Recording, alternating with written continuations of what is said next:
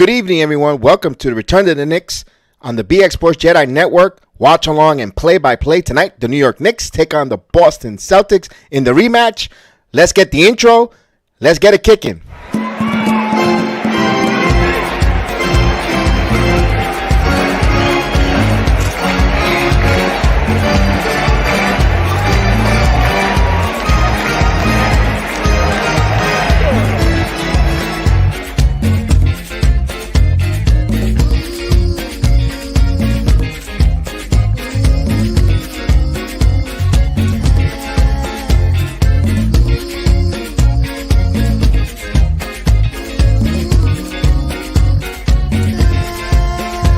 Let's get those likes, baby.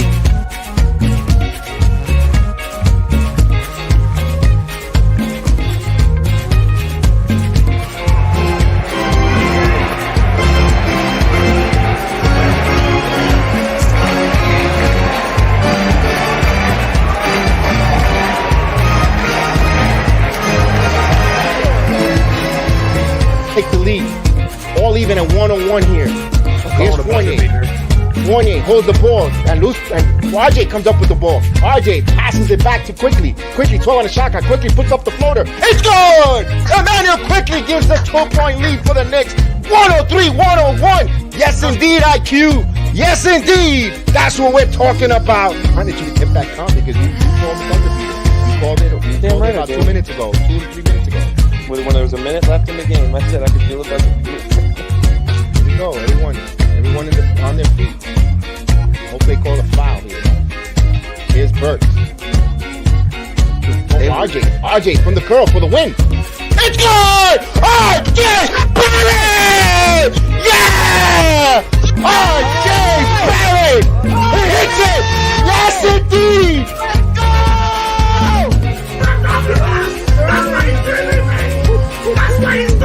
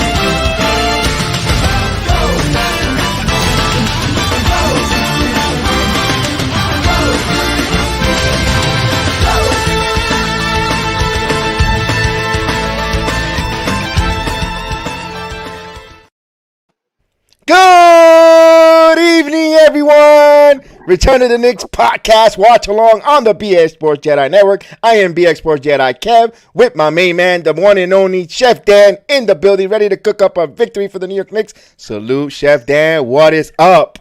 Salute to you, Kev. Salute to everyone in the chat. I don't know if you guys can hear it. I'm a little hoarse right now. I lost my voice. I'm guessing a lot of us lost our voices collectively, over the last day and a half or so because RJ Barrett, man, he put in that pain. And so we're looking to, stack up a win on the Boston Celtics, take over this season series, and hopefully get to 500, even some things up, get our season going in the right direction. I'm glad you're here. Salute to Maria's in the building. We salute to Santino in the building, checking us out on the Facebook app. Gideon in the building. Dangerous. What is up? Jesse Sandoval. Salute from Houston, from actually San Antonio, Texas. Excuse me. Hope you're doing well. I'm glad you see that. Kelvin T. Jones in the building. Mr. Johnny Davis, the one and only, in the building. Salute to everyone. I am pumped up tonight. Although right now the Knicks trying to get to 500, 19-20. They take on the Boston Celtics on a home and home back-to-back. The Celtics are actually favored, 7.5 on the spread. New York are actually no, the Knicks are the favorite. Excuse me, 7, and the Boston Celtics are the underdog. So the Vegas likes New York tonight. So let's see if the Knicks could handle this adversity and win. Remember, bet with your head, not over your head. And there's another starting lineup change. We'll get the starting lineups right now. Let's first give you the home team. Boston Celtics, same starting lineup for the Celtics. They're going to start Smart, Brown, Tatum, Hartford, and Robin Williams, Mrs. Doubtfire in the building there. So here's the starting lineup. And for the New York Knicks, a change in the starting lineup. And here it is. You're going to have Alec Burks, Emmanuel Quickley, RJ Barrett, Julius Randle, Mitchell Robinson. So Emmanuel Quickley making a start. Evan Fournier out with a thigh contusion. Will not play tonight. So no Pepe Le Pew. So I won't be able to use my Pepe Le Pew, but just for him, we're just going to honor him tonight with a quick Pepe Le Pew. Oh, the adoration. Oh, the je vous adore. So get better, Mr. Le Pew. So hope you're doing better. I hope you get back in there. So let's get it. And Dangerous says, I like the jersey. I like the jersey we're rocking tonight. Absolutely. Who we got on the night on display? I got Obi-Wan. Of course, my main man Obi-Wan in the building. And see Chef Kev rocking the statement edition, but to me tonight I'm rocking the city edition. Got the RJ Barrett. You know, the man hit the buzzer beater last 2 nights ago. So I gotta salute him. Salute to Calvin T. Jones in the chat joining us. Salute to you, my brother. How you doing tonight? And he's got RJ Barrett in the building. So man, exciting. A lot of excitement going on, man. Oh, thank you, Dangerous. Dangerous says fire. And so we appreciate that. I can't wait to watch this game. The encore presentation. The fan base is invigorated. I am invigorated. Although we had a little bit of a hiccup with the nonsense with, hopefully tonight, this is for number 30. Go out there, kick some rear end. Get us a near triple double. Be efficient in the scoring column, and Monday night as a fan base, we will kind of apologize with a ceremony of clapping for you. Go out there and improve. Number 30, you've taken this franchise on your back. Well, that's what we want. We all want you at the end of the day to play well, represent our city with hard work and grit, and just move on. We all make mistakes, so just get back up and continue to strive forward. So, Mr. Randall, get there and be a pest out there on the floor. Take out your aggression, your frustration on that court, and make those leprechauns pay, according to G Money, those little green leprechauns. So, wow. What you think about Emmanuel Quickley in the starting lineup? It's gonna be an interesting look. I want to see how Emmanuel Quickley tries to play off of Julius Randle and RJ Barrett earlier on in the game. They're going to want to get him involved, but I'm really more so interested with this lineup. I want to see how RJ attacks. That'd be interesting because remember, he got blocked 7 times by Robert Williams. Going forward. Let's see if he's going to try to emphasize going to the right. And I still think RJ Barrett is going to be very aggressive going downhill. We shall see. So I think he's the shooting guard tonight. So RJ Barrett, I want to see him at point guard. And so about Emmanuel Quickley. I would like to see Emmanuel Quickley at point guard, just not this year, clearly. We're seeing that he's not ready to take on that mantle of, having to start and set up a team and knowing when he wants to, attack and things of that nature. He still hasn't gotten that continuity yet. So maybe next year, but not this year. One thing I like, if you're going to start him against a point guard out there, I like the fact that he's going up against, Marcus Smart out there. And I think Quickley will play him well. Smart, Marcus Smart could pump and shoot it from anywhere, but Quickley sticks on his assignment. He may not be, to some of us, he might not be the lockdown defender that we want, but he's there. He gives effort, and that's what you can ask when you play defense, your maximum effort, and he sticks around like a cheap suit. And if he follows through the screen and sticks around with him, I think he'll do a very serviceable job, a very good job out there on the floor. I don't think you don't lose much there, but we shall see.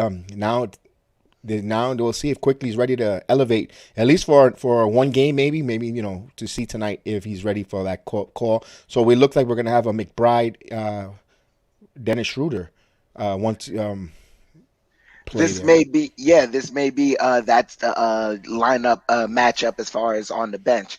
But as far as Quickly, the one thing I also want to look at is on offense. I know he's going to have Marcus Smart on him. I don't want him getting baited into having a whole lot of fouls and him playing skittishly. Yes, that's a good one. The foul, the whistles, the refs, and we shall see what they have for us to show going forward. So he goes, we need RJ to facilitate more than usual. You know what, Kelvin, you might see that. You might get that. You might see that.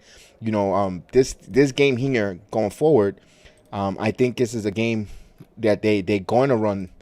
They're going to run the offense different. They're going to run the offense more through not through Julius, because now Julius has to take like a step back for a moment and allow this team to run the offense to maybe RJ for the most part. We shall see as we get ready there. About a couple minutes, about 2 or 3 minutes away before we start going on there. How's your voice tonight, Chef Dan? You ready? You can call, or you want to just? Nah, I'm good. I'm here. This is what I'm here for. All right. This is what I got the jersey on for. I'm ready. So you get a coin and flip a coin, and we'll see who goes first here. I don't have a coin near me. I don't have a coin near me either. Matter of fact. Here we All go. right. Yeah. Dime, There you go. heads, and tails. All What right. do you call it? Let me get tails. All right. It landed on heads. Your choice. So I'll call the first and the third.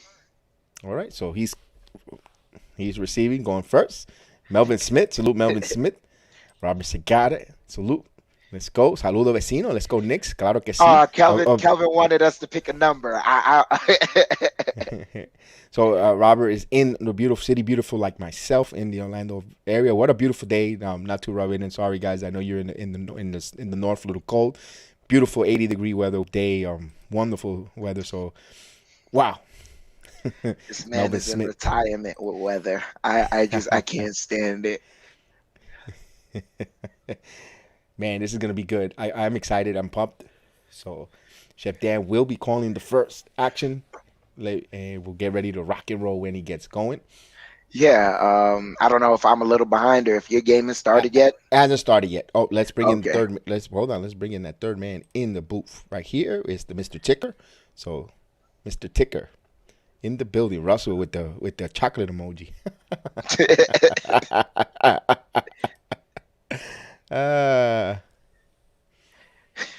Big task in the building. Big task. Big Yes. task. Lucky Charm special tonight. Indeed. So how did you guys that saw the introduction? It's not gonna run all the time. It was just maybe one time or two times. You guys like it? We'll continue. It's what's calling I put together a little. It's a little long. I get it, but just with the video of when Z called the play, when he called the buzzer beater last game, those that missed it, Zach from A to Z Media called the buzzer beater. It's going to be a buzzer beater, and about 4 minutes later it happened, and then when we had the call play by play, we cut it up, and it was a really really good video. In the beginning of the stream, it's about 3 minutes long. It has the countdown, then into with a little upbeat music to get us going, and then we have the highlights of the play. So I hope you guys enjoyed it.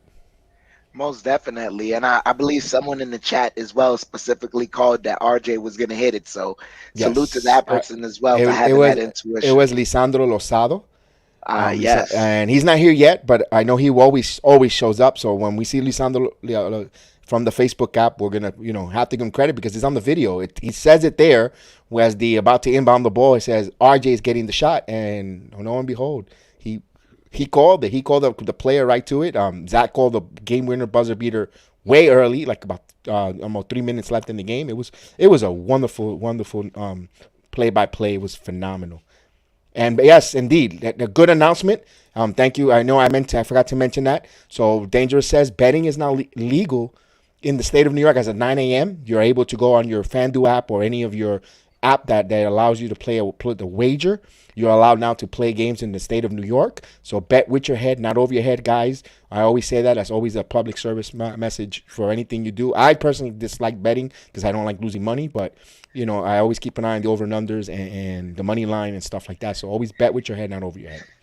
I will start to pay attention to the overs and unders, but as Jedi just recently said, I'm a person that usually I don't bet with my head. I usually bet with my heart when it comes to sports. So I've got to calm down a little. I'm just gonna watch right now and pay attention. And when I start to notice a trend that I like, then maybe I'll start to put my money down. But right now, I can't do it. Our resident GM in the building, Knicks 100 AGM in the building. Salute to you. And before we go forward, guys, Z will be on maybe later tonight. He's on the Cowboys watch along on the A to Z network doing the football Cowboys watch along there. He's out there doing his watch along. And also, guys, check out my good friend, and of course, if you guys have any podcasts, especially in Spreaker, please check out Wife of Crime podcast with my friend Dangerous, aka Dangerous, my childhood friend. We grew up in the same building and him and his wife do a wonderful podcast together. If you like crime story, true crime story, and he's very funny, very articulate as well. His wife narrates a good story, and please, guys, check them out. Go on there, find it, put a good review, 5 stars. Put a positive comment, say hello, and please support. Randall has to go on the attack, big task. Jose Melo, salute in the building. Yes, Jose Melo. Randall. Not only that, the whole team they have to be consistently aggressive. I think that made a difference between the first half and the second when they didn't have an answer for the Celtics. The Celtics, it's a combination of a couple of things, the Celtics folding and things of that nature. But all in all, the reason why we got in that hole is, one, it was no aggressive defense, but two, even worse, is there was no aggressive offense. We're kind of seeming like a team that this year we flow through our offense, and if we're not being aggressive on the offensive end, then we see nothing on the defensive end. Right.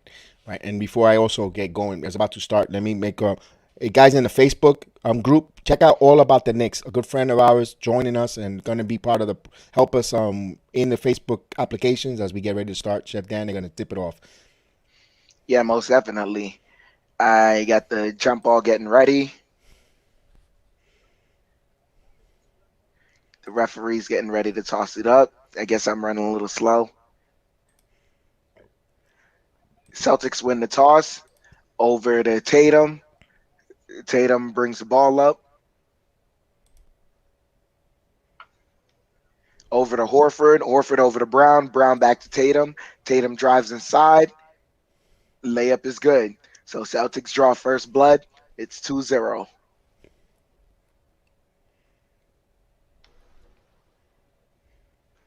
Manuel quickly passes it over to Randall. Randall to a cutting quickly over to Mitchell Robinson. Robinson slams it in. So that's a good, quick offensive set I like right there. Score is tied 2 up, 11-20 in the first. Tatum has the ball, top of the perimeter, gets screened off, over to Horford. Horford, mid-range jumper, misses. Robinson with the rebound, over to Burks. Burks over to Randall. Randall crosses the half court.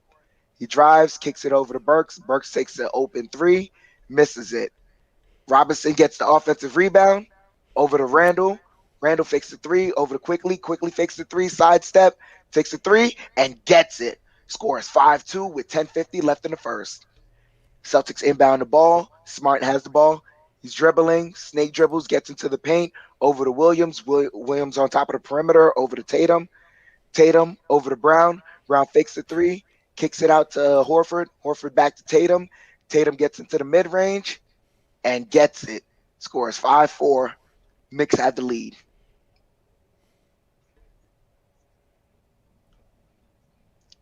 Knicks having trouble inbounding the ball. Get it to Quickly over to Burks. Burks crosses the half-court line. Has Tatum on him. Over to Randall. Randall back to Burks. Burks driving. Gets it over to Quickly. Quickly sidestep over to Randall. Randall driving in the paint. It got blocked by Robert Williams. Brown has the ball. Dribbles. Gets into the paint. Kicks it out to Tatum. Tatum, top of the key, drives into the paint. Stopped by Robinson. Kicks over to Smart. Smart corner three. Misses it.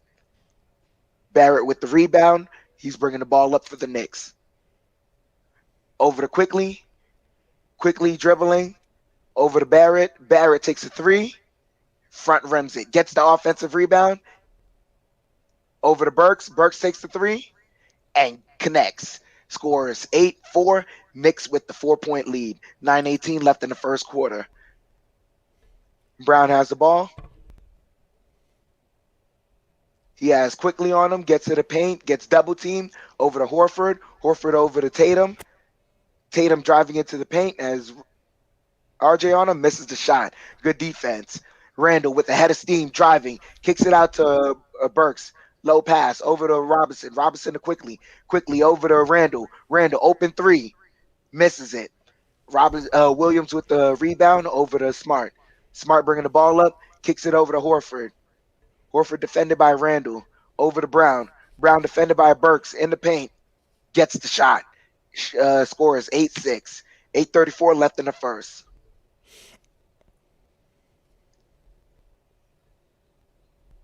Quickly has the ball, crosses the half-court line. Defended by Smart. Gets it over to Randall. Randall holds it, top of the key. Surveying. Kicks it to Burks. And Burks kicks the ball out of bounds. First turnover on the Knicks.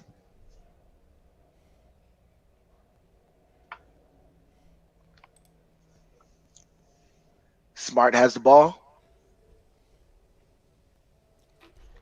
Gets a screen, driving into the paint. Kicks it out to Brown. Brown over to Tatum. Tatum over to Horford. Back to Tatum. Tatum driving now. Gets stopped by Barrett. Over to Smart. Smart driving.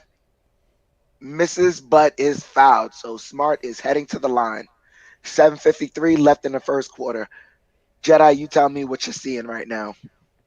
The Celtics defense is very suspect. The Knicks could have their way, except for Robin Williams, being a pest. And I think they need to capitalize because it looks like the defense is playing soft and leaving it too much on Williams' shoulder, if you ask me.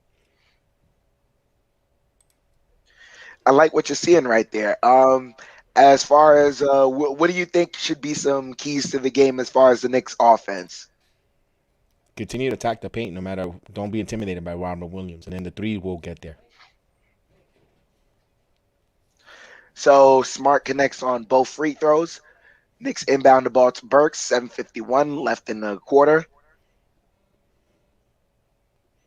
Burks kicks it off to Randall. Randall over to Quickly. Quickly thinks about the three. Over to Randall. Randall now driving. Kicks it out to Quickly.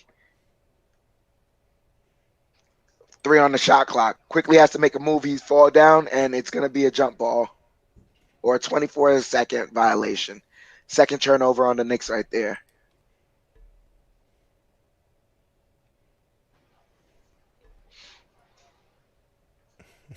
Z calls another buzzer beater. Thanks, Z.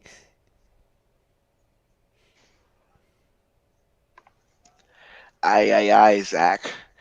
My heart can't handle another one. Smart has the ball over to Tatum. Tatum takes a three. Misses it.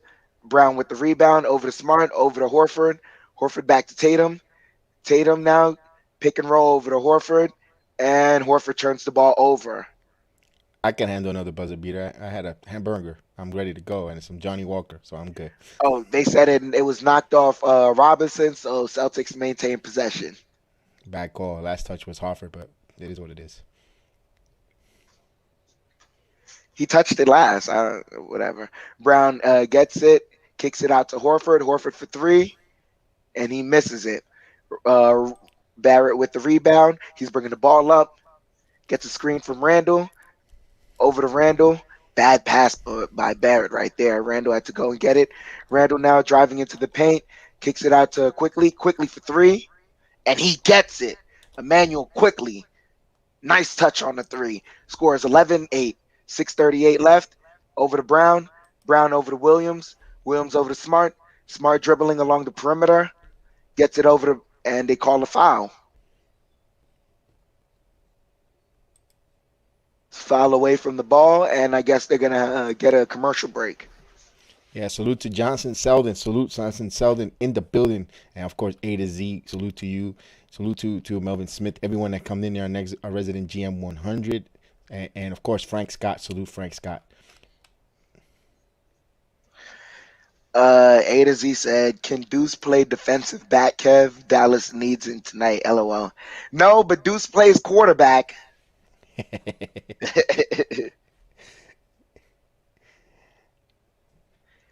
Hey, you want a fullback? We could send you Randall over there. He Yeah. already has a jersey already in his. He already has a jersey. He loves you guys over there. Yeah. So he could we could send you Randall to go play defensive back. If A running back. Yeah, if the team gets out of if the game gets out of hand tonight, we'll send them to you. He's got some aggression that he. Yep. I won't say anything to that. I can neither support nor deny that statement. I'll tell you one thing: if he does good, I could hear Jerry Jones immediately. He get happy. Oh yeah.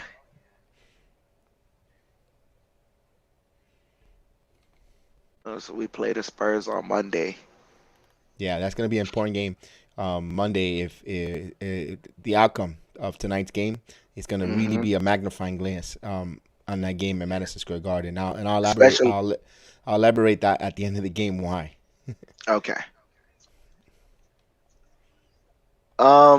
Shoot. Who do you think should be attacking the paint right now as far as the Knicks? Because I'm not seeing RJ kind of. They haven't. Well, RJ hasn't been aggressive yet. So far, the most aggressive people in the starting lineup right now could it be Emmanuel quickly, Burks, and Julius. Do you think he's holding off on when the substitution pattern of Williams out of the game? Maybe Williams could be in RJ's head a little. Don't want to put the team trailing with, getting them energized with a block party and igniting, especially on the road, especially if you're on the road and, get the crowd pumping on a Robin Williams block heading into transition. Maybe that's why he hasn't been attacking RJ Barrett. Maybe that's the reason why he wasn't aggressive. But I don't know. That could be one of the reasons. I agree with that. But also what I could agree with as well is maybe Thibodeau is telling him that he doesn't want him to be, active in the first unit because he wants to use him as a ball handler with the second unit. That could be also another situation. As we're getting right back into the game, Celtics inbound the ball over to Smart. Smart has the ball top of the perimeter, kicks it off to Horford. Horford over to Tatum. Tatum defended by Julius, step back three, and gets it. Scores 11 tied up with 6:11 left in the first. Burks has the ball. Over to Julius. Julius fakes the three. He kicks it off to quickly over to Julius. Julius fakes the three. And wow, that was a lot of contact. Turnover, and Brown lays it up off the turnover in transition. Knicks get the ball back. RJ driving, has Robert Williams on him. Over to Julius. Julius fakes the three, has Marcus Smart on him. Shoots it. Gets the shot. A lot of contact. Yeah, that was a lot of contact. Excuse me for being befuzzled, ladies and gentlemen. As the Celtics inbound the ball over to Smart. Smart now has the ball. And turnover right there. Julius has it. Kicks it off to Quickly in the lane. Over to Barrett. Barrett for three. And he gets it. Scores 16-13. 5:12 left in the first.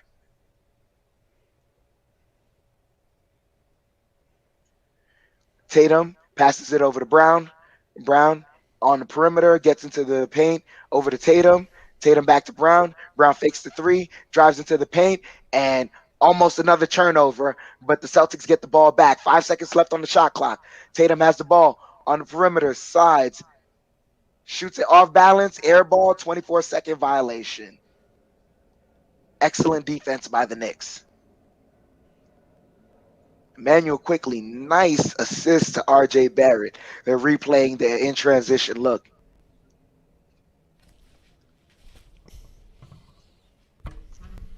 The Knicks inbound the ball. Burks has it over to Julius. Julius fakes the three, kicks it out to Barrett. Barrett for three, and he gets it. Scores 19-13, 4:29 left in the first. Celtics inbound the ball. That's Josh Richardson, I believe, calling out a play. Over to Smart. And Smart gets fouled by Burks.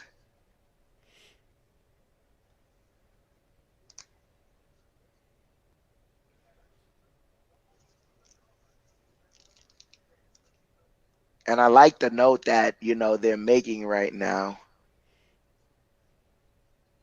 It's a physical As game we see now. Taj Gibson comes in. It is a physical game, but that means that, now Julius cannot hold the ball. As I say that. Inbound the ball over to Schroeder. Schroeder over to Brown. Brown dribbles, gets into the paint, and they call a foul on Julius. So Brown heading to the free throw line. 4:04 left in the first. Score is 19-13. Knicks up by 6.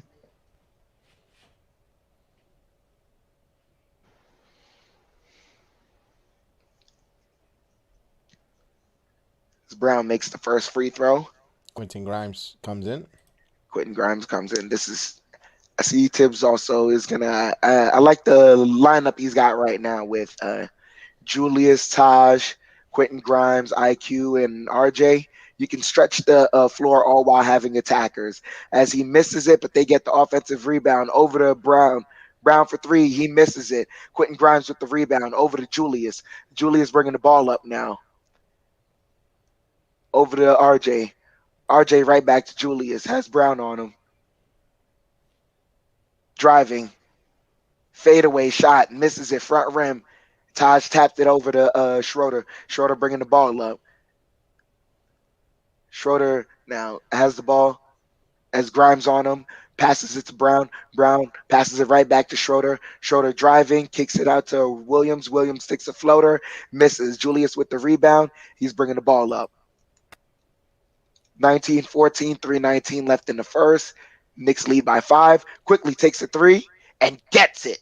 Scores 22-14. 3:08 left in the first. Schroeder bringing the ball up. Over to Williams. Williams back to Schroeder. Schroeder fakes the three. Drives. Oh my gosh. Deflection. Over to RJ. RJ in the lane. Driving. Stops. Passes it to Julius. Julius stop. No foul. Pump fakes over to RJ. RJ takes the three, misses it. There was no foul there. That was a lot of contact. So Celtics get the ball.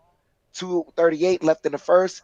Brown crossover back on the perimeter, has RJ on him. He's calling for a screen from Williams. Drives, kicks it out to Grant. Grant for three, and he gets it. Score is 22-17. 2:19 left in the first. It's two Williams on the court, ladies and gentlemen, so I'll call them Grant and Robert. Julius has the ball, takes a three, front rims it, gets the offensive up, almost got the offensive rebound. Celtics end up with it. Over to Richardson. Richardson driving, and they call a foul, so Richardson will be heading to the line.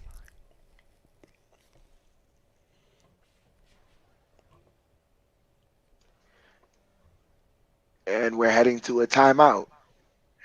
So tell me what you're seeing on the defensive end there, Jedi. Not bad effort. They just do not let Boston to get comfortable in the 3-point line. So far the Knicks are shooting very well from the 3-point line. It's 9 points for quickly so far. Perfect 3 for 3 from 3-point line, stretching the floor, and they gotta stop letting second opportunities to Boston, and they got to secure the rebound. But right now, they got to continue to move in their feet. And right now, so far so good. Not a bad quarter here with a minute and 47. Could probably hold the Celtics under 25 points. We shall see. Yeah, that is a possibility that we could see the Celtics being held to under 25 points. That would make it a great first quarter. But also, I like to see the attack that the Knicks have. You said that IQ has a good. He's 3 for 3 right now. Where are you seeing Julius right now setting him up perfectly? Julius, they made a great note that how Julius he's only taking 2 dribbles. And then right after that, making a decision. What do you like so far about the results from that, and how do you see the game persisting with that type of play? Yeah, and not only that, you could see something developing here between Julius and IQ there. Salute to Heartstorm Media and our agent, our agent in the building, Agent Super Argo in the building. And what I like is hopefully we could develop a 2-game with Quickly and Randall, where he could trust them and you could trust Quickly, because Quickly off the curl, it makes a quick decision to shoot, and he could shoot right away. I think he's a little more quicker, decisive, and a better lethal shooter than Evan Fournier right now. And also Emmanuel quickly has the moxie to not give the ball back to Julius and say, no, I'm going to take it. He waved him off on one of them earlier. He had wide open, and Julius wanted it and quickly kept it and nailed it. So he has the moxie and the cachet to do that, Chef Dan. Oh, most definitely. I agree with you there. Alec Burks right now, he's kind of struggling a little. What do you see? And also with the transition, that was a kind of sloppy play right there in transition, though the Celtics did get physical. We kind of got a missed shot. That was a huge missed opportunity right there. What are you seeing right there? Burks, maybe the minutes might be weighing a little bit. Maybe, look for see, maybe when guys start getting healthy, less minutes maybe for Burks just to recuperate. Not that he's a maximum effort guy, a jack of all trades, Swiss Army knife, and it could be a little fatigue. Early part, keep an eye on that, or maybe it's just maybe a slow start tonight. Not every night you're gonna have your full complementary A game. Maybe tonight's the night that he might struggle just a little bit, but I think he could turn. He's the type of guy that a microwave, once he gets hot, boy, he gets going. I see Julius having a conversation with the ref right now. It's a very animated conversation.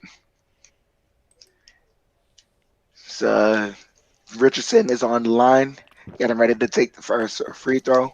What do you think Julius is telling the ref right there? He's trying to get some calls there. That Robin Williams play, he was really blocked there on that transition. He really got a lot of contact. So Richardson makes the first free throw. Oh, and Freedom is in the game. Richardson makes both free throws, scores 22-19. Manuel quickly gets the ball, bringing it up, crosses half-court line, defended by Schroeder, gets it over to Barrett. Barrett defended by Tatum, gets a screen, driving into the paint, gets the foul call. So Barrett is headed to the line. He got a foul called. Wow. I should have put freedom from underneath the frame. I'm not gonna lie, they're pick and roll and attack Freedom. As Barrett misses the first free throw. Score is 22-19, 140 left in the first.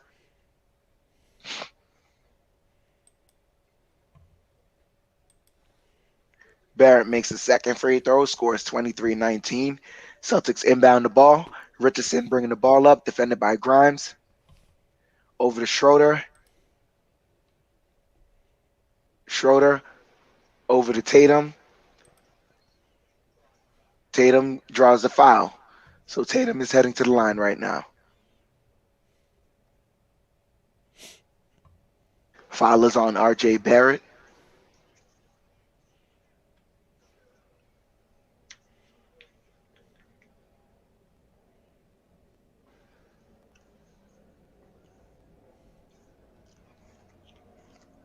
As Tatum makes the first free throw, score is 23-20, 126 left in the first quarter.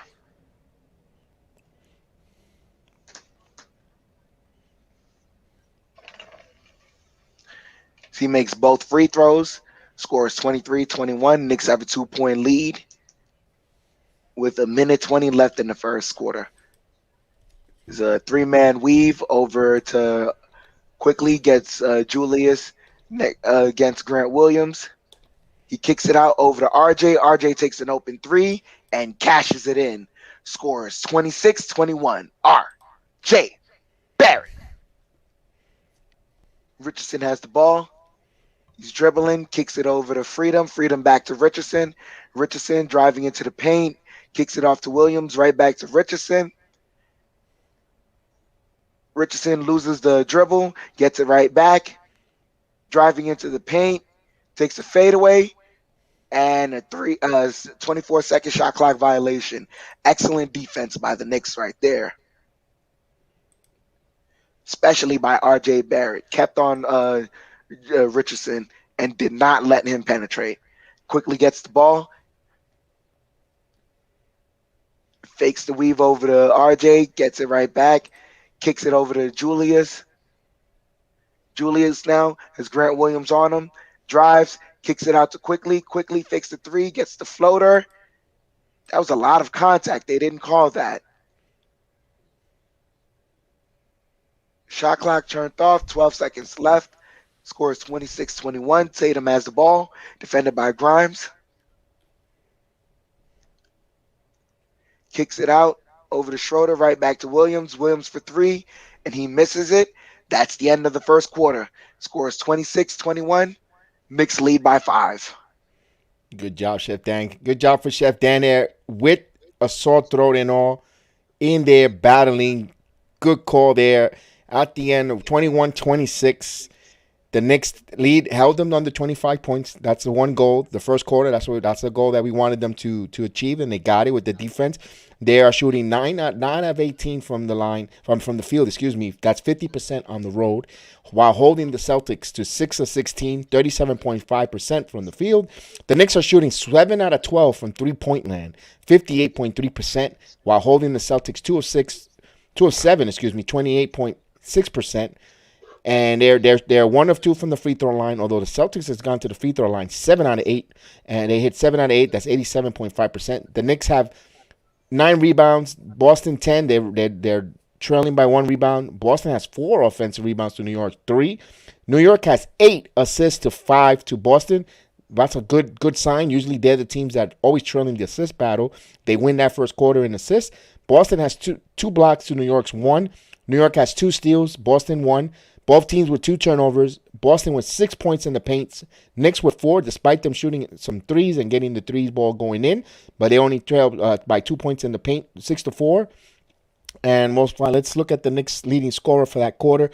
It is RJ Barrett with 10 points, 12 minutes of action, 3 rebounds, 1 assist, 2 points for Julius Randle, 5 assists for Julius Randle in the first quarter. Love it. 3 rebounds and 2 points only. Quickly. Emmanuel Quickly has 9 points, 2 assists, 12 minutes of action, 2 points for Mitchell Robinson in 8 minutes with 2 rebounds, 3 points for Alec Burks with 8 minutes in, and for Tobbs Gibson played 4 minutes.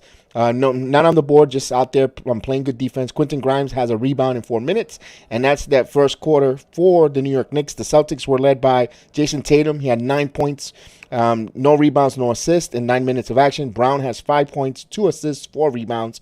Robert Williams only has 2 rebounds, 1 block. You have also Al Horford out there with 2 assists, 2 points for Smart, 1 assist, and 2 points for Richardson and Williams, the other Williams, with 3 points as we ready to start here as they inbound the ball. And Quentin Grimes bringing the ball up, passes it over Obi Toppin in the game here with the Rat Pack. Toppin keeps his dribble to Burks. Burks. He's going to reset, 9 on the shot clock. Burks driving, puts up the floater. It's good. Alec Burks. A lot of contact there. That's Gibson hits the floor. 28-21. Referee is letting it calling this, not calling it tight, letting them play. Here's Tatum. Over on the left key. He has Grimes on him. Fights over the screen. Passes to the Schroeder. Schroeder driving. Switch. Quickly has him. Passes it back to Richardson. Back to Tatum. 7 on the shot clock. Gibson on the switch. And loose ball. Gibson passes it to Grimes. Grimes in onto transition. He's going to wait because he has freedom on him. But Grimes is going to shoot the 3 regardless. And it's good! Quentin Grimes, a silent assassin with a 3-pointer. 31-21 with 11:06 here. So Knicks building a 10-point lead here. Can the Rat Pack add on to this? Knicks are 8 of 13 from 3-point land. Here's Schroeder. drives to the paint and he scores. So Schroeder uses his savviness off the glass up high, 31-23, as Quickly brings the ball up. Manuel Quickly, over by the Boston logo. Passes to Toppin to Burks, 14 on the shot clock. Alec Burks driving. He stops, passes to Toppin to Quickly, 7 on shot clock, and there's going to be a foul there. Richardson a little overzealous on that screen. So the first foul. Evan Fournier is not playing. Evan Fournier has a contusion on his thigh, so he's out for tonight's game. 31-23 here, 10-38. They're going to inbound the ball here. Burks. So what moxie of Grimes, who hasn't been, Ali Burke has a cut, so they'll tend to he has some blood, so they'll have a few seconds to try to stop the bleeding. If not, they'll sub him out. So we have a pause in a moment. So Quincy Grimes hasn't been shooting the ball lately well. He saw he had the mismatch, and Kenter has the actually taller advantage. He moved back. He kind of thought Kanter thought it was going to wait for his teammates, and he went back to that line and hit that transition three. A lot of moxie there, Chef Dan. That was a lot of moxie, but that lets us know the confidence he has in his shot. Regardless of the slump he has, you miss 100% of the shots you don't take. The only way you're going to shoot yourself, you have to shoot yourself out of the slump. And that was a great shot. He had the mismatch. It wasn't going to kill them in transition if he missed the shot, but that was a great shot that he made.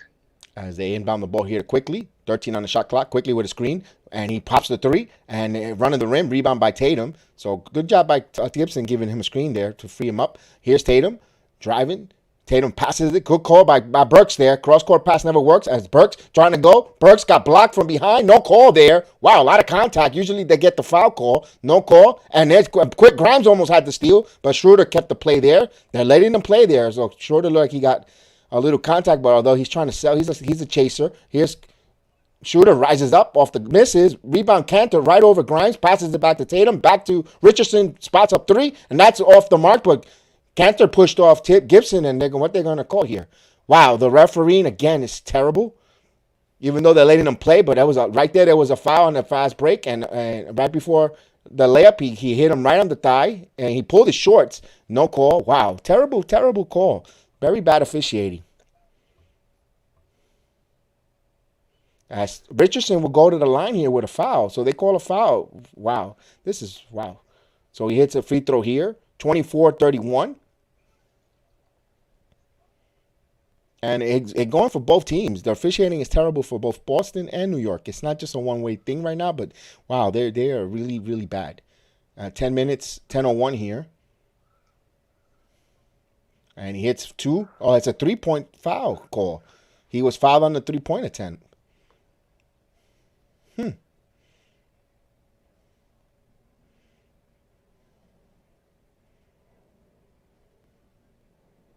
Has another free throw coming up. And he misses. He goes 2 out of 3. So Knicks up by 6. As Quickly will bring the ball up.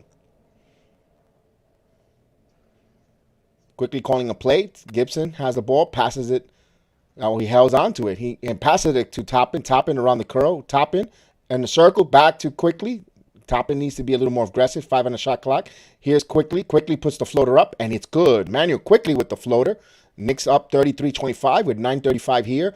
As Schroeder passes it to Kanter. Back to Tatum. Tatum passes it to the other Williams. Williams passes it to Tatum. Tatum has a switch. He has Toppin on him. He throws back 3. And that's in and out. Ooh, almost went in. But Burks. And no loose.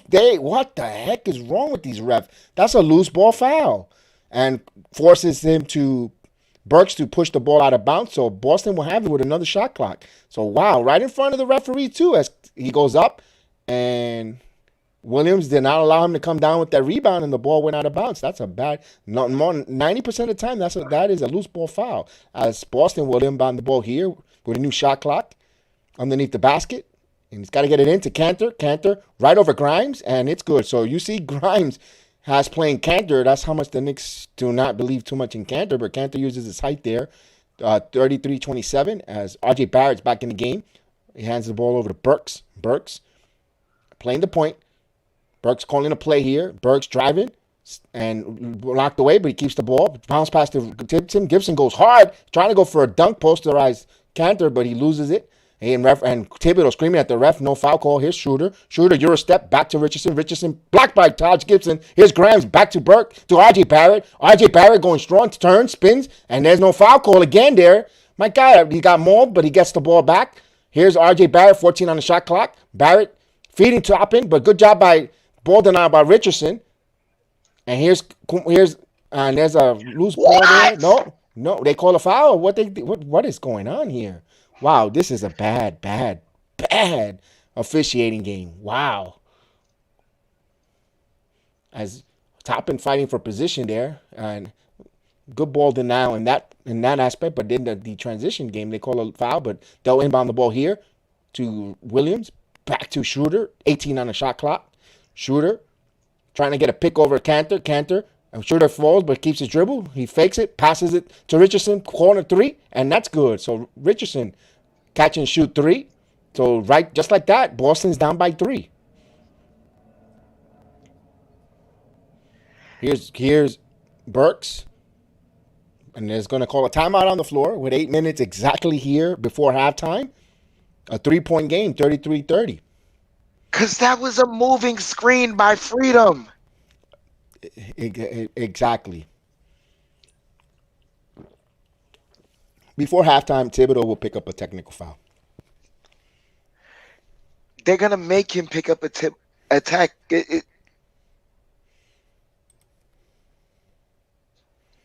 Yeah, that was bad. Right, exactly, Agent. They need their walking sticks. The only other thing I could say is Obi definitely needs to get more aggressive. Yeah. Well, that move that he went by the free throw line, and then instead of going forward, he span backwards and touched the ball back out. Look, and this is the other thing too. I know you have 2 people, but you split the defense right there if you just go with more force. Yes, absolutely. I agree with you on that. And could it be that I hope not that he's not afraid of making a mistake due to the fact being pulled? Those are the type of things. That's why we get a little bit frustrated when he's doing good things out there. One mistake, he gets pulled, it gets to the player's head. Like, I got to be perfect every time out there or I'm going to get pulled and play less minutes. And you don't want a player playing like that because of mistakes and you become a head case. Nah, I understand that point, but at the same note, he's got to know that everything, like him making a bucket, is not a detrimental thing to the team. Right, yeah, absolutely. But he's just, I don't know. I want him to be naturally. I want him to go out there naturally and not think too much. And I think when you get, when you analyze this, man, I'm doing good, I'm playing well, and I make one mistake and they pulled me, I got to be perfect all the time. That kind of gets in your head. I hope not, but let's hope that. Yeah, you know what I think really did the disservice to him was after he got the career high and he got hit with COVID. Had we seen exactly what Thibodeau did with his minutes after that, then that would have been, a telltale. Yeah. As there's a timeout on the floor here. Once we get back from the timeout, we'll continue the play-by-play watch along. Please hit that like and subscribe if you haven't subscribed to the Jedi Network. And they show that moving screen by Cantor. And Cantor...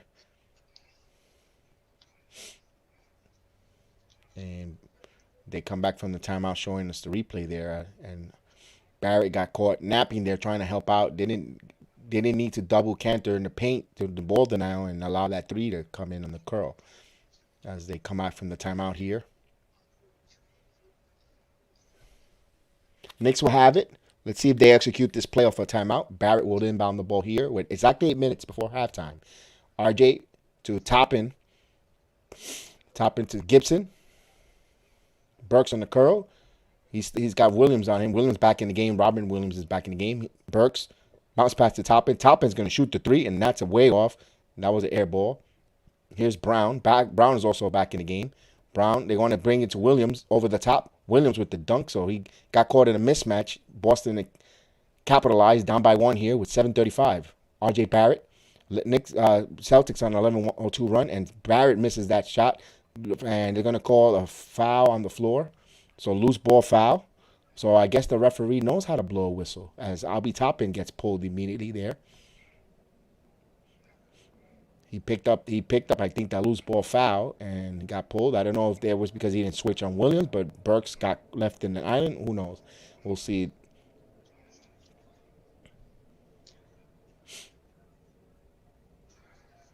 As Toppin was playing the 3-point line, the wing rather than the center, not leaving the 3-pointer open, the shooter on the wing, but he got pulled here. But Randall's back, so that's a good thing here.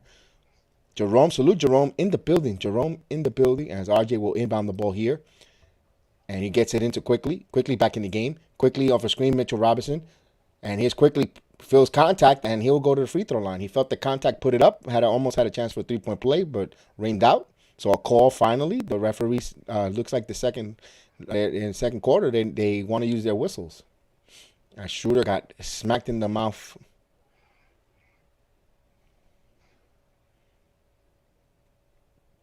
So Quickly, 11 points, 4 or 5 from the field, 3 or 4 from 3-point land. So Quickly having a good impact here. He misses the first free throw, something rare that he doesn't do. 33-32, Knicks up by 1 here. Quickly has another free throw coming up with 7:25 before the halftime.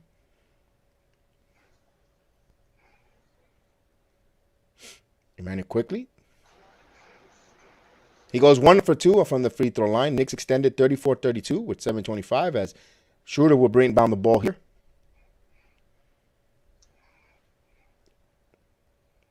So Knicks are 2 or 4 from the free throw line. Here's Williams. Passes it to Brown. He picks a screen for him. Good job, Randall, fighting over that. Here's Schroeder, top of the key. Puts a move on Grimes and blocked by Quentin Grimes. So here comes the Knicks in transition. Julius will bring the ball up. Julius passes it quickly. When they want to feature Julius on a one-on-one on Brown. Julius on the right corner. Cross pass. You never do these cross passes. That was a terrible attempt by Randall, passing a cross pass right into Jaylen Brown's hands, as Quickly tells him not to do that pass. So Quickly immediately exerting himself as a captain out there, telling Julius, don't do that, don't cross pass. Good job there on Quickly as the Knicks turn the ball over, but they're communicating on the floor. That's what you want to see. As Richardson bringing the ball up. He's got Grimes facing right in front of the logo, passes it to Brown in a curl, picked up by RJ, back to Richardson. Richardson driving, puts it up off the glass. It's good. So even at 34 here, with 6:34, Julius brings the ball up here on the left wing. 9 points for Josh Richardson. Randall turns the ball over. He thought Grimes was going to cut, or Grimes cut, and the pass went to the wing. As Randall a little bit frustrated. Yeah, he's not Fournier. These guys want to cut to the basket. Fournier will stay in the wing waiting. These guys want to cut to the basket. That's the right basketball play. Here's the play for Richardson. He's going to put up the mid-range, and that's off the mark. And, almost tapped in there. As Quickly will come up. Grimes got the rebound, passed it to Quickly. Quickly by the circle, by the logo circle, and he gets out of there, and he's got Brown on him. And he quickly stopped his dribble. Back to RJ. 9 on the shot clock. RJ calling a play here. RJ back to Randall. 5 on the shot clock. Randall right in front. He's going to shoot. Rises for 3. And that's good. So Julius Randall with a long 3. He hits it. So Knicks up by 3. They call it a 2. I wonder if they're going to review that. It looked like a 3 to me. And here's Robert Williams with an alley-oop play. So we're all even at 36 here. Right, though I think the Knicks should be up by 1. They should check that, which they probably will review it in the timeout. Here's Julius. 15-2 run for Boston. Julius backing up, shouldering. He has a double team. Bounce pass to Mitchell Robinson and a foul call. Nice play by Julius getting that bounce pass to Mitchell deep in there, and Williams fouling Mitchell. He's going to earn it on the free throw line here.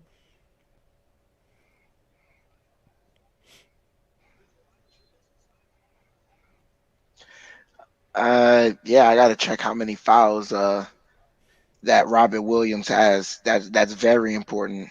Right. It might be a second. It might be. Mitchell Robinson will go to the free throw line, ready to attempt his first free throw. He misses it. Hits the front of the rim. As Smart comes back in. And Brown. Schroeder will take a seat.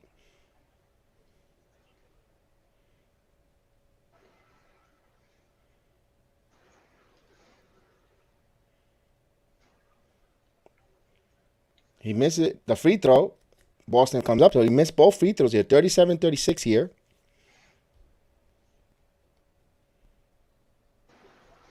Here's a drive. And that's off the mark. Rebound by Randall. Randall. Quickly. Back to Randall. Randall backing in. Dribble. To double team. Passes out Grimes. Grimes, the assassin, shoots the three. It's off the mark. Loose ball. Comes up by Robert Williams. Back to Brown. With 4:42 here. 36 even. Here's Brown. Shoots it over Mitchell Robinson, and that's off the mark. Clank. Nope. Rebound Grimes. Good job by RJ and Grimes. Gang rebounding there. Passes it quickly. Emmanuel quickly keeps the dribble. Emmanuel quickly shooting it way far, and that's off. That's a bad shot by Emmanuel quickly there with 4:17. Knicks got to shoot and get a smart shot. Here's Marcus Smart, no pun intended. He drives. He puts up the shot, and that's a wear ball. So both teams cannot hit the basket. Here's Randall. Randall driving. Randall passes to Grime. And there's going to be a blocking foul called on Smart.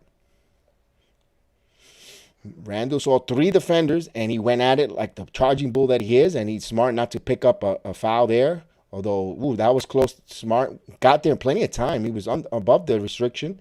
That could have went either way. You give that a break. The Knicks get a break there, in my opinion, as Randall will go to the line there.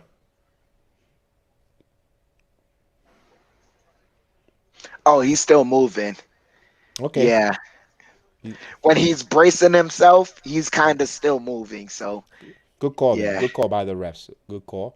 Smart holding his hip. We call this timeout. What's up, Ron? Salute, Ron. Still Knicks fan in the building. Salute. Thank you for joining us tonight. Salute, Ron, man. Hope everything is doing well with you and yours. As they're trying to adjust, they got to check to see if Ime Udoka is going to challenge that foul call, but they have to give Randall foot was not on the line. They have to give him that three. It's a three, yeah. So they'll make that adjustment on that when we come back from the timeout. It'll be a 37-36. Knicks should have a 1-point lead here, and we'll find out what the call will be if they're gonna. He's challenging that from a blocking foul to a charge. Am I correct? Is he? That's what he's doing. Yeah. He's trying to get it a charge.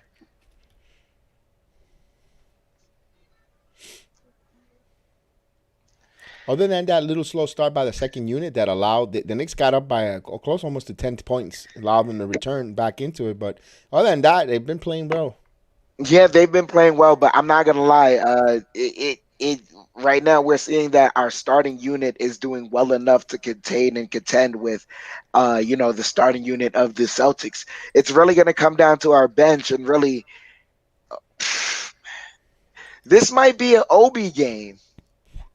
If he pops off and gets going, Knicks will get a comfortable victory. Not a blowout, but a comfortable victory if he gets going and help the second unit. The second unit expanded it to 10 for a while. Then for some reason they just stuttered or I don't know what it was.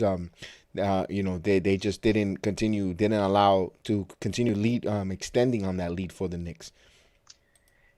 The only thing I can say is this: Obi has no reason to not be aggressive to the paint because their best rim protector on the bench unit is Freedom. Right. With rest, correct. And another, we already had a buzzer beater called by Chef Dan earlier today. So Steel Knicks is still saying maybe it might comes down the wire. Another single possession, 2-possession game. I don't need that. Oh my gosh, my voice. I don't need that. Francis, salute. Good morning from the Philippines. Good Sunday morning to you in the Philippines. It's around 9:27 in the morning. Salute to you, Francis, out there in the Philippines. Thank you so much for listening and watching along with us. Luis Lima, salute, man. Let's trade Smart and Scooter. So Luis is a Celtics fan. Salute, Luis Lima. Yeah, more than just Marcus Smart problems. Yeah, we mentioned that on a G Money Hoop Show about trades on Boston. They got to make a tough decision: Jaylen Brown or Tatum. I think they could get something and build somewhere. Smart will bring down the ball here. 3:57 here. Knicks up. They gave him that 1 point, that 3-pointer. So Knicks are up by 1. Here's a bounce pass to Brown. Brown stops. And Brown jumps, passes, and he hits that mid-range. So Celtics take a 1-point lead here. So I guess they won the challenge, Chef Dan. Yeah, they won the challenge. As Burks passes it to Randall, open 3, in rhythm, and that's front of the rim. Fight for the loose ball. Mitchell Robinson comes up with it. Mitchell Robinson got fouled. They went for the dunk up strong. Foul on Ronald Williams. That might be his third, if not his second. So Mitchell Robinson fighting there, and the 50-50 ball. Mitchell Robinson doing a good job there, and he'll go to the free throw line awarded for his hustle. So Mitchell, he misses the free throw. So Mitchell Robinson got to get the free throw going.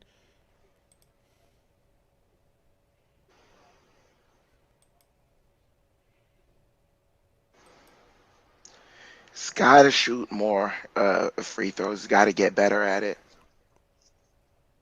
And he ties the game here at 38 apiece with 3:27 to go before halftime, as Brown will bring the ball up. Keeps his dribble. Smart trying to fight over some screen. Now quickly on the switch to Smart. Has Burks. Smart backing in. Puts up the shot. It's good. So Boston takes a 2-point lead here, 40-39 with 3:05 before half, as Burks bringing the ball up. Calling out a play here. He wants Mitchell for a screen. Mitchell didn't screen well here. He allowed Tatum to go right over behind the screen. Back to Julius. 10 on the shot clock. Julius to Barrett. Barrett in the free throw circle. He's going to put up the shot. Floater. Misses. Rebound. Here comes Boston. Tatum. Tatum in transition. Tatum has a double. Passes it to Brown. Brown stops. Passes back. Smart. Back to Horford. Horford brought about 3, but he's driving. Bounce pass to Brown. And Horford. Smart move there last second to Jaylen Brown. That was too easy. 42-48. 38. Boston's up by 4 right before half. So Boston coming a little surge. Timeout on the floor. 2:27. So guys are not rotating. Left Jaylen Brown open there, though you could have counted maybe open, close to the 3 seconds there in the paint, but they just last second there. That's what happens when you cut to the basket and you leave your man behind. And boy, let me tell you something. Al Horford looks slow out there on the floor. Yeah. Oof. That is a matchup that I know Julius has been trying to take advantage of right now, but the Knicks should be taking advantage of consistently. Yeah, he looks slow. My goodness, he lost. Talk about losing steps. He was a real energizer to go all over the place. I know age, but my God, he looks extremely slow out there. It's not just age; it's attrition. Yeah, He has been going through it.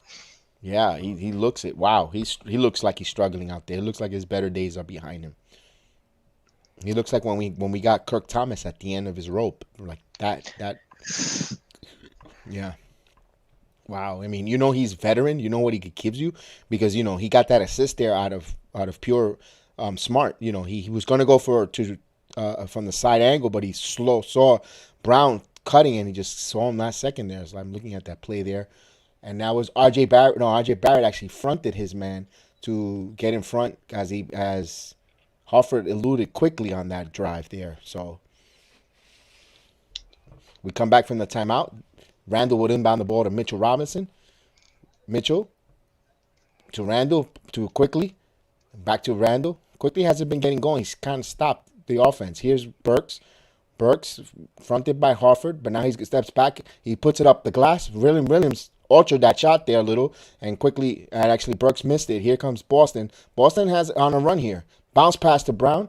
Brown to Williams, and he gets the dunk. So they're moving the ball much more crisper. They made an adjustment here on the Knicks after that fabulous start by the Knicks. They're starting to close out this half here as Emmanuel Quickly calling a play. Quickly stop shooting. Quickly stop being aggressive. Boston now with 14 assists. Remember, the Knicks haven't had assists. No assists in this quarter here. So they stopped sharing the ball and doing good things. Here's a bounce pass to Burks. Burks deep in the paint, but Burks stepped back 3, and that's off the mark. No call there. And Thibodeau's arguing. They didn't allow him to Tatum. Thought he fouled him. Here's Brown. Brown to Tatum. Tatum to Smart, open three, and that's off the mark. Rebound. Julius came up with that rebound. Julius bringing the ball up. Randall over by the left, by the right ring. He's driving in the paint. He put it up, and it gets the bounce. So Julius Randle hits that shot. Down by 4. Knicks 40-44 with exactly a minute left before halftime. Knicks need to stop. Here's Tatum, top of the key here. Burks is on him on the switch. Back to Brown. Brown driving. Puts it right to Williams and turnover. So he tried to get Williams cutting. So turnover. We need a basket here. We need to get a basket. As Knicks will go. So they show that bounce pass. They show that. Good job there by Tatum. Last second. From Brown. Last second feeding Williams there. As the Knicks will bring it up quickly. Quickly to Burks. Back to Randall. 15 on the shot clock. Randall. He's going to shoot the three. And that's an air hit the front of the rim. No last touch. Nope. Boston comes up. I thought they were going to get offensive rebound, but here comes Brown. 27 seconds. There's about 10-second differential between game clock, shot clock. So the Knicks will have another possession here. They need to come up with a stop. Here's Brown. Brown driving, stops, passes it back out to Tatum. 5 on the shot clock. Tatum puts up the three, and that's off the mark. Rebound Barrett. 8 seconds to go here. Barrett. 6. He tried to get a bounce pass, but he got the ball back. 3 seconds to go. Barrett going driving coast to coast, and he got fouled. He was trying to posterize Williams, and he got fouled. So he'll go to the line here. So R.J. Barrett getting aggressive there.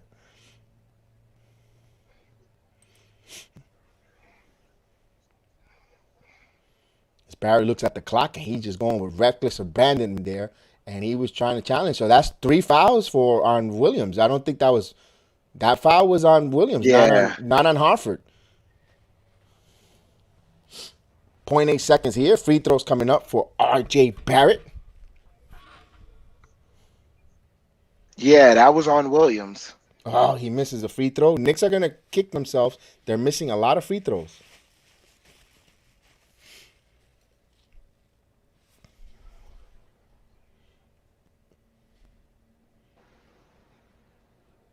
Barrett misses both free throws as Mitchell Robinson puts it up and he scores. Is it going to count? They're saying no basket. It looks like it's good.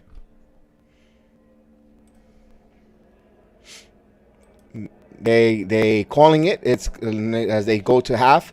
I say basket is good, and it is 42-44. So Mitchell Robinson in the nick of time puts it up. So 42-40. Yeah. Oof. Like Ron was saying. Rob said, that he likes his energy level this game. Balance there. It's a game of runs. Both teams are going to make runs. So, you have to learn how to withstand the punches and come back and do your runs as well and do it longer and just hopefully until which team gets tired of the most runs and insert themselves. So, good call on that. Of course, we like Barrett there, Mitchell Robinson. Missed free throws always hurt. Russell, of course. So that I agree with you on that there. Let's get some stats there. Hopefully they update it before we read some stats. The Knicks are shooting 14 out of 35. They dropped down to 40%. Boston elevated to 16 out of 38, 42.1% from the field. Knicks are 9 of 20 from three-point land. That's 45%. Boston is still shooting 3 of 13, 23.1% from 3. Here's the number that is going to be really ugly. Boston is shooting 9 of 11 from the free throw line, 81.8%. New York is 3 of 10 from the free throw line. That's 30%. That's not going to win you games.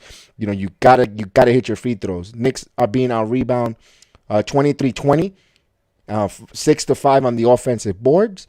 Boston has 12 assists to New York 8. So the New York went the whole second quarter without an assist there. They all had all their 8 in the first quarter. Boston with 4 blocks, New York with 3. 4 steals for Boston, 3 for New York.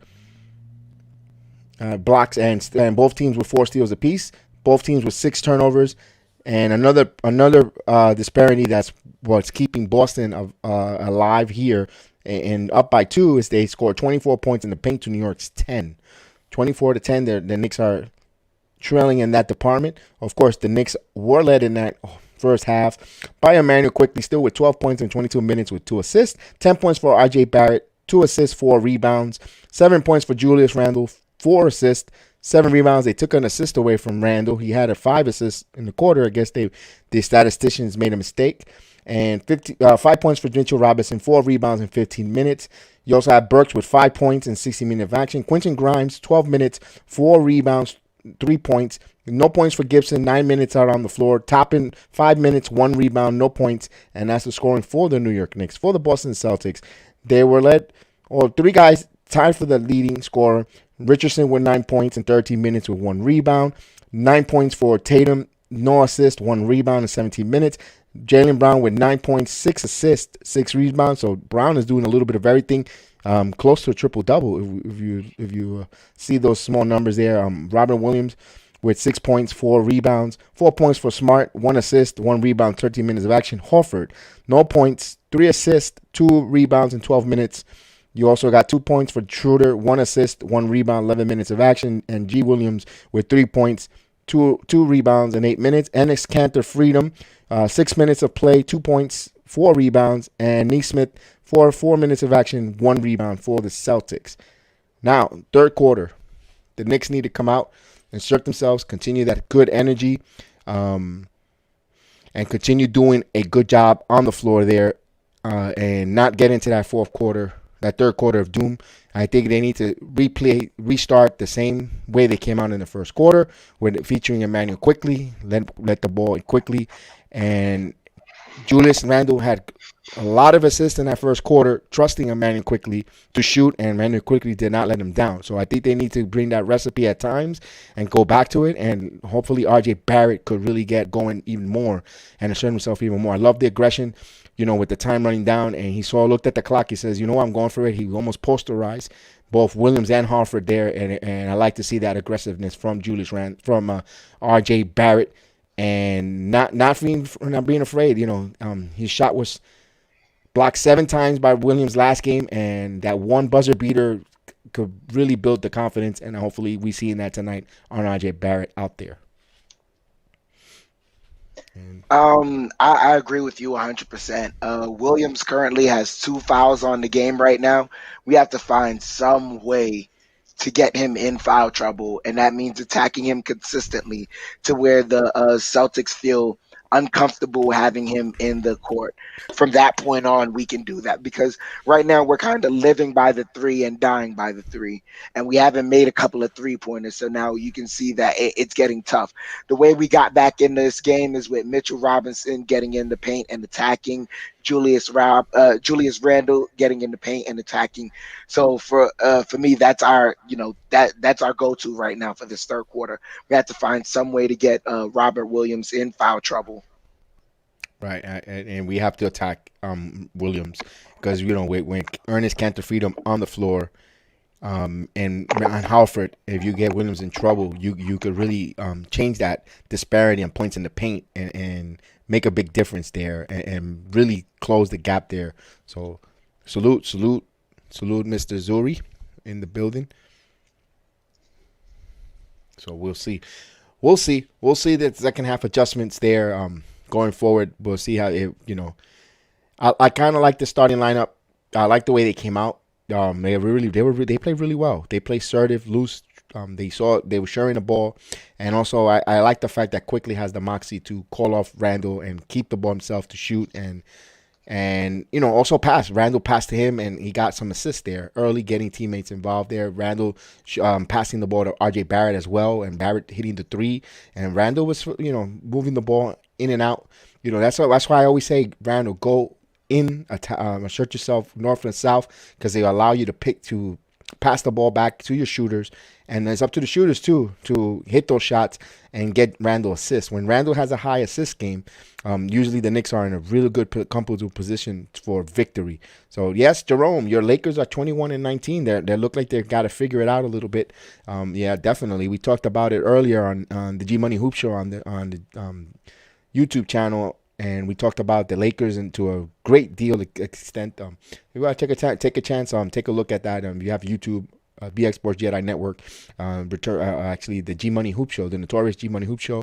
We have a good 20 to 15 minute segment on the Lakers, and definitely that was good. I know you would like that. Most definitely. So with that being said, just the bench unit. Where do you see them getting some form of cohesive offense? They extended a good thing you mentioned that they extended the lead to double digits. But then they got a falter. They got into neutral, I'm trying to see why could it be what happened. And I don't want to say Grimes was in there and they were playing. I know Burks is playing a lot of minutes and he's a little sluggish, a little slowish, because of maybe the minutes and starting and then stopping and starting and bench and high energy. He plays high energy with the second unit and then now with the bench.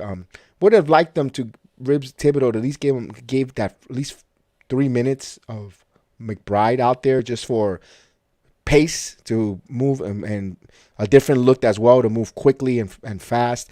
And I just hope McBride is not in Thibodeau's doghouse because it looks like, he hasn't even got on there at all, not even to defend with under a minute to keep for solid defense or they won't catch any fouls. But usually he does that, like that situational moment, but not even that. So I hope McBride is not to a degree in the doghouse at all with the organization, or at least with Thibodeau on the floor.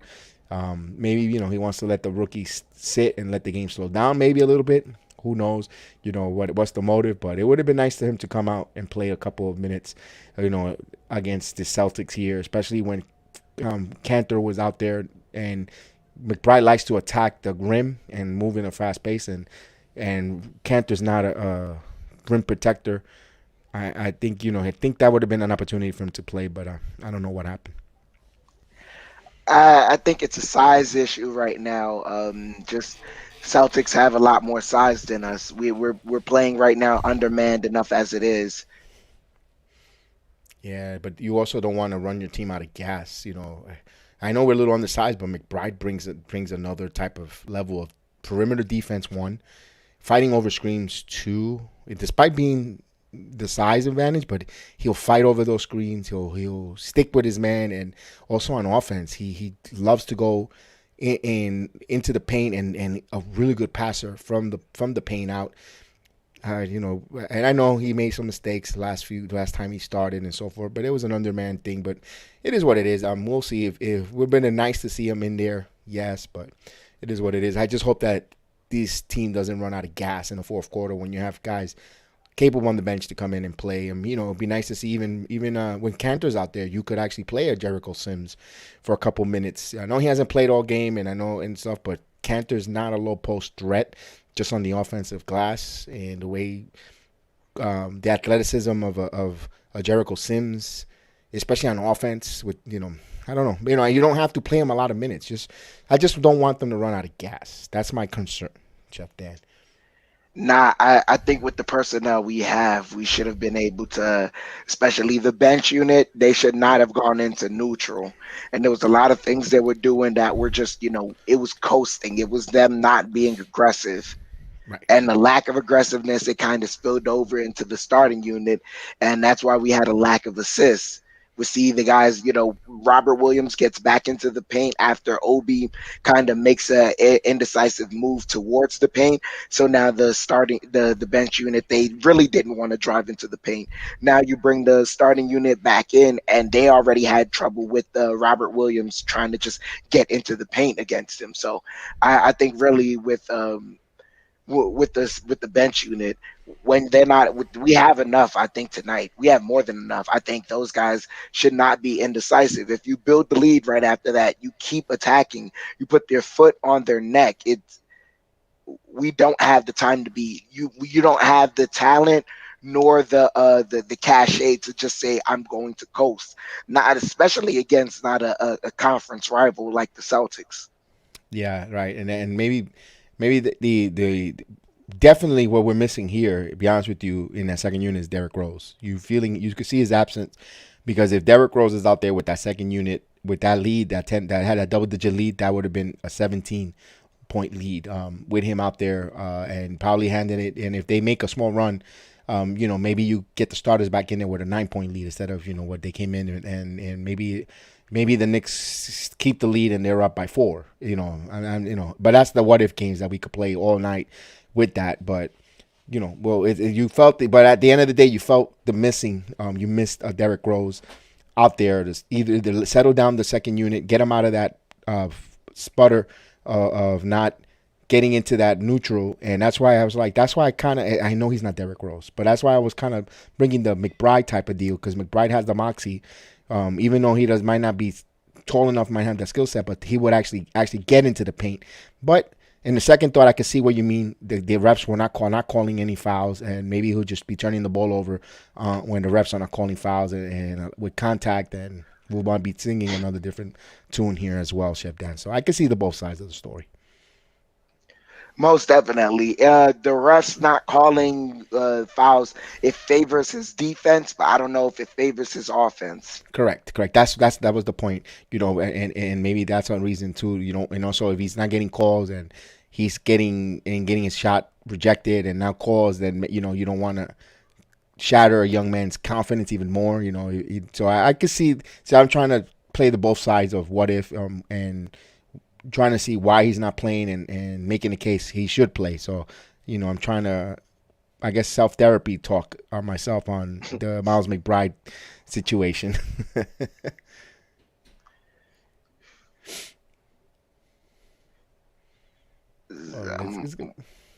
Now I'm on MSG right now, so they're showing the artist, he's drawing the dunk.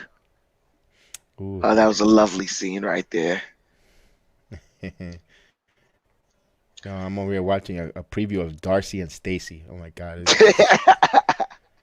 Talk about the ugly women with plastic surgery. Why do women do that with their plastic surgery? That does not look nice. It doesn't, but to each his own. Oh my God! Oh. Are the Giants actually selling tickets? They shouldn't. There's plenty of tickets available for tomorrow's game. Yeah, I'm hearing they charge $6 for the tickets now. That's the quality of the product. $6. That's good. You can say goodbye to Gettleman. Mm-hmm. It's funny as they almost back from halftime. It's almost about to start in a few minutes. Sam Mitchell on NBA TV had the nerve to say the Knicks, they should have not been the 4th seed last season. They're not a 4th seed, but you know what? 10 years from now, in the annals of the NBA history, the Knicks were the 4th seed. So no matter what you say, no matter what you say, no matter how much, don't hold your breath to it, Mr. Sam Mitchell, because we'll be having a eulogy. As they're ready to start the quarter, Chef Dan, tell me when you're ready. Let's go. They have Rebecca Harlow interviewing Johnny Bryant right now. I'm not gonna lie, Rebecca Harlow does an amazing job. I wonder who is gonna, fill in that absence while she's on maternity leave. As Burks has the ball over to IQ over to Mitch, top of the key, passes it right back to Burks. Burks gets it to RJ. And RJ got poked. He's stripped by Smart in transition and misses the layup. Mitchell Robinson gets the oh my gosh. And RJ with another turnover. Smart stole it again off of him. And Tatum nails the 3.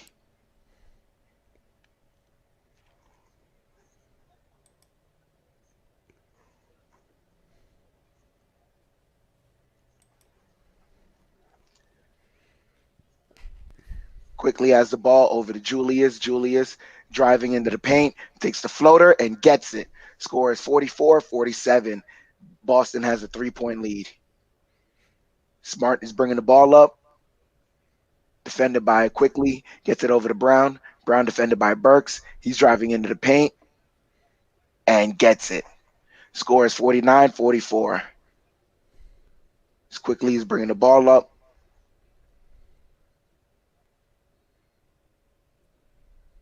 Stops at the 3-point line. He has Julius, passes it to Julius.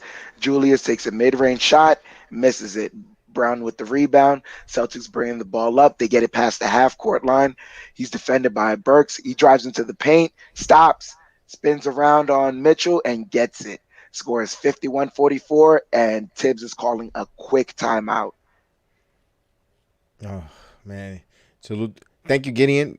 DeMarcus Cousins signs with the Denver Nuggets. So Denver Nuggets gets Boogie Cousins. Not bad, not bad. Immediately as he was the defending champions didn't want to let go of Boogie Cousins. They like what he bought, but it was a numbers thing and 10-day contract. Guys were back healthy. They wanted to see if they just couldn't fit, and he was let go and immediately scooped up by Denver.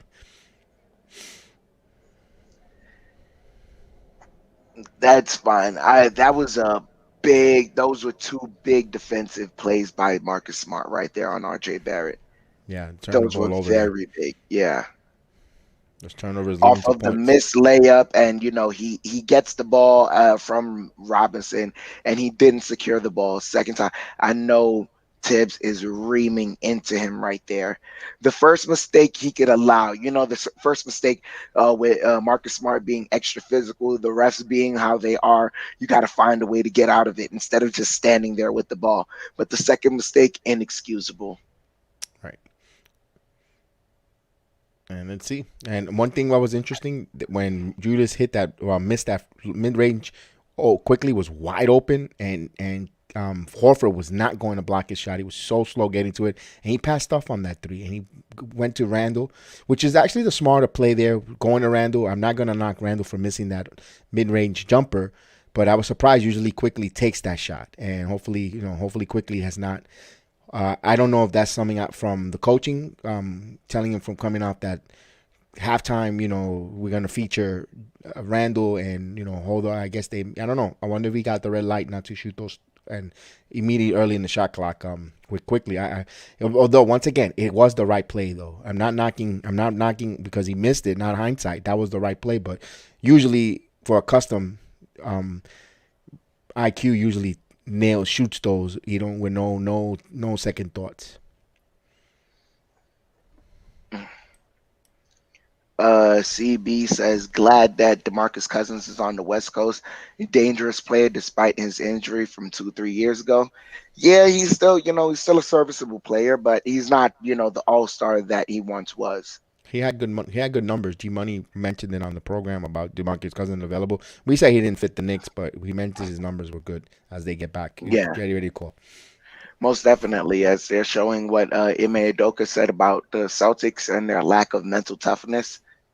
Scores 44-51. Celtics have a 7-point lead on the Knicks. Emmanuel quickly bringing the ball up, defended by Smart. Picks up the dribble, gets it over to Burks. Burks over to Randall. Randall over to Quickly driving in the paint, kicks it off to Barrett. Barrett for three. He misses it. And Celtics secure the rebound. Tatum running up the court, defended by Quickly. He's on the block with them. Backing him down, turn around, kicks it out over to Smart. Smart for three, and he gets it. And the Knicks now are down by 10. Score is 44-54, 9:37 left in the third. Quickly calling a play, gets it over to Barrett. Barrett curling over, gets it over to Julius. Julius has Horford on him. Gets it over to Quickly takes a mid-range, and it rolls in. 46-54. Smart bringing the ball up. Manuel Quickly up to 14 points on the night. Over to Tatum. Tatum takes the three. He misses it. Knicks with the rebound. Burks bringing the ball up. Gets a screen from Robinson. Kicks it over to Julius. Julius over to RJ. RJ curling. Gets into the paint. Over to Julius. Julius stripped, and it stays New York's ball. So New York will inbound it under their own basket. That was a messy play right there. I don't know why RJ would pass it to him and then stay clogged in the paint. As Quickly as inbounding the ball. Over to RJ. RJ takes the mid-range. Airballs it. Over to Smart. Smart ahead to Tatum. Tatum gets the layup. So they're right back up by 10. 56-46. 8:37 left in the third. And the Knicks right now playing with Just no energy. Quickly as the ball kicks it over to Julius. Julius driving, blocked by Robert Williams. 11-2 Smart has run the for ball Boston. over to Williams, and Williams gets the easy layup.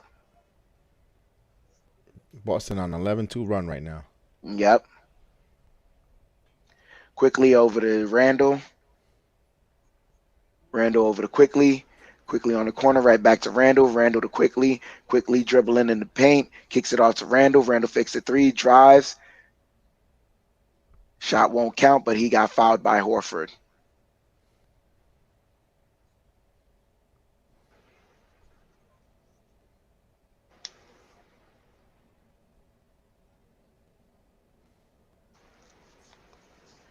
So the Knicks inbounding the ball. RJ gets it over to Robinson. Robinson dribbling, gets it over to Burks. Burks curling into the paint and couldn't get it up over Robert Williams. They're attacking the paint, but no success right now. Brown has the ball. He's dribbling. Gets a screen from Horford. Kicks it off to Horford. Horford to Tatum. Tatum driving. Misses it. Knicks with the rebound. Over to Randall. Randall's bringing the ball up. Scores 58-46, 7:21 left in the third. Barrett driving. Kicks it out to Randall. Randall fakes the three. Over to Barrett. Barrett for three, and he connects. Scores 49-58. Knicks down by 9. 7 minutes left in the third. Yeah, they got to find a way to get Mitchell Robinson involved in the offense. Curling Brown kicks it out to Horford. Horford for three, and he gets it. Scores 61-49. Randall stood IQ there passes it. flat-footed there, man, on Yep. that three-point attempt. Yep. Not good. Burks over to IQ. IQ, he's getting pressured by Smart. Gets a screen. Pulls back on Smart. Gets it over to Burks. 4 on the shot clock. Burks. And there's a foul.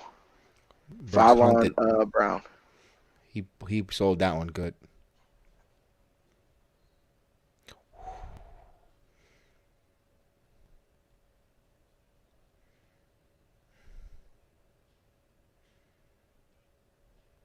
Burks inbounds it over to Robinson.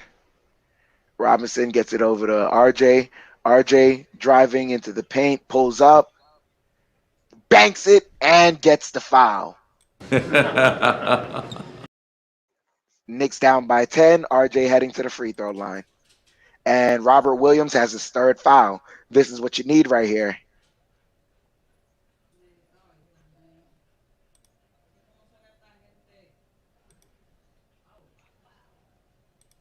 And he did the Burks flail right there. And misses the free throw. Knicks again. What's that, 3 of 11 now? That is bad. Smart bringing the ball up now. Over to Horford. Horford defended by Julius. Horford gets it over to Richardson. Richardson right back to Smart. Smart driving, gives it up, gets it right back over to Richardson.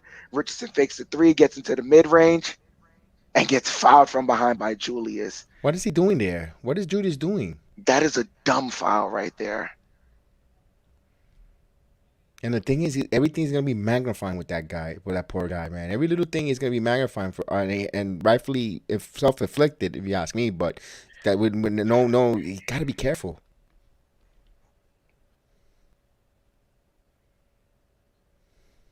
So Richardson makes the first free throw.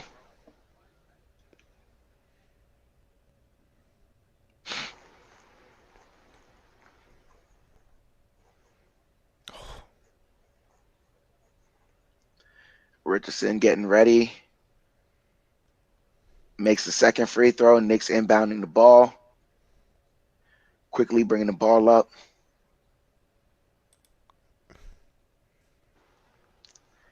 RJ curls it over to Julius. Almost turns it over. Gets it to RJ. RJ gets a screen by Mitchell over to Julius. Julius almost coughs it up. Oh my gosh. 4 seconds left on the shot clock. IQ driving. And that should have been a goaltend. Yeah, huh? And they turn it over. Celtics turn it over.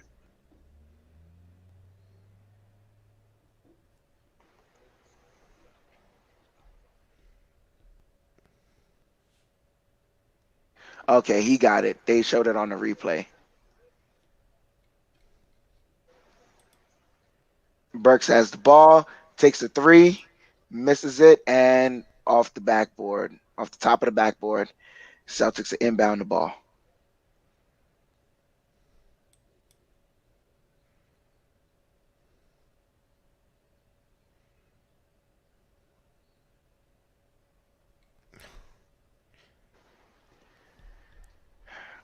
Celtics bringing the ball up. Smart kicks it out to Williams. Williams over to, well, now he finally gets it to Brown. Brown kicks it over to Richardson. Richardson in the paint. He gets the layup and the foul.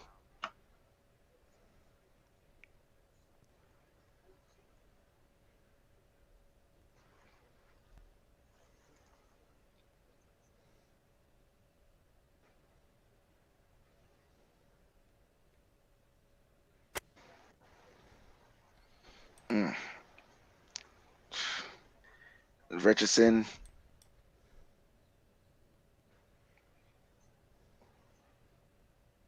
makes the free throw. Score is 66-51. IQ bringing the ball up. He's calling out a play.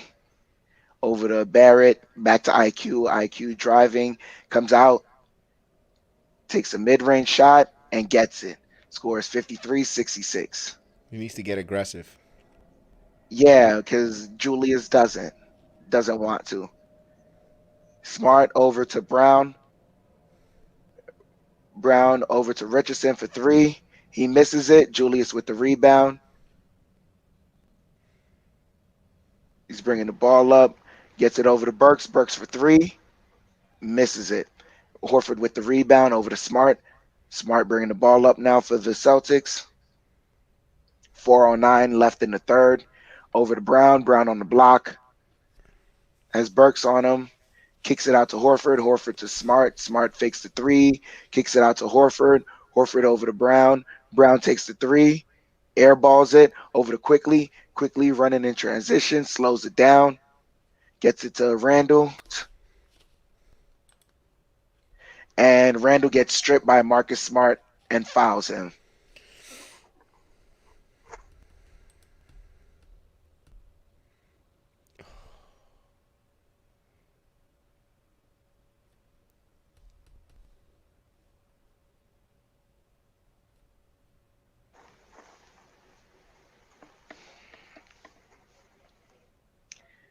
And the Celtics are doing great They're running a lob, and Robert Williams got the lob. 68-53.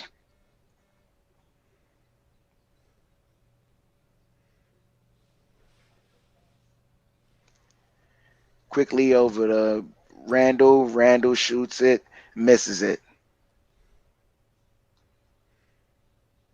Over to Brown. Brown dribbling. Kicks it off to Williams. Williams over to Williams. Williams over to Smart. Smart driving. Lays it up. Misses it. Randall with the rebound. 3 minutes left in the third. Over to Quickly.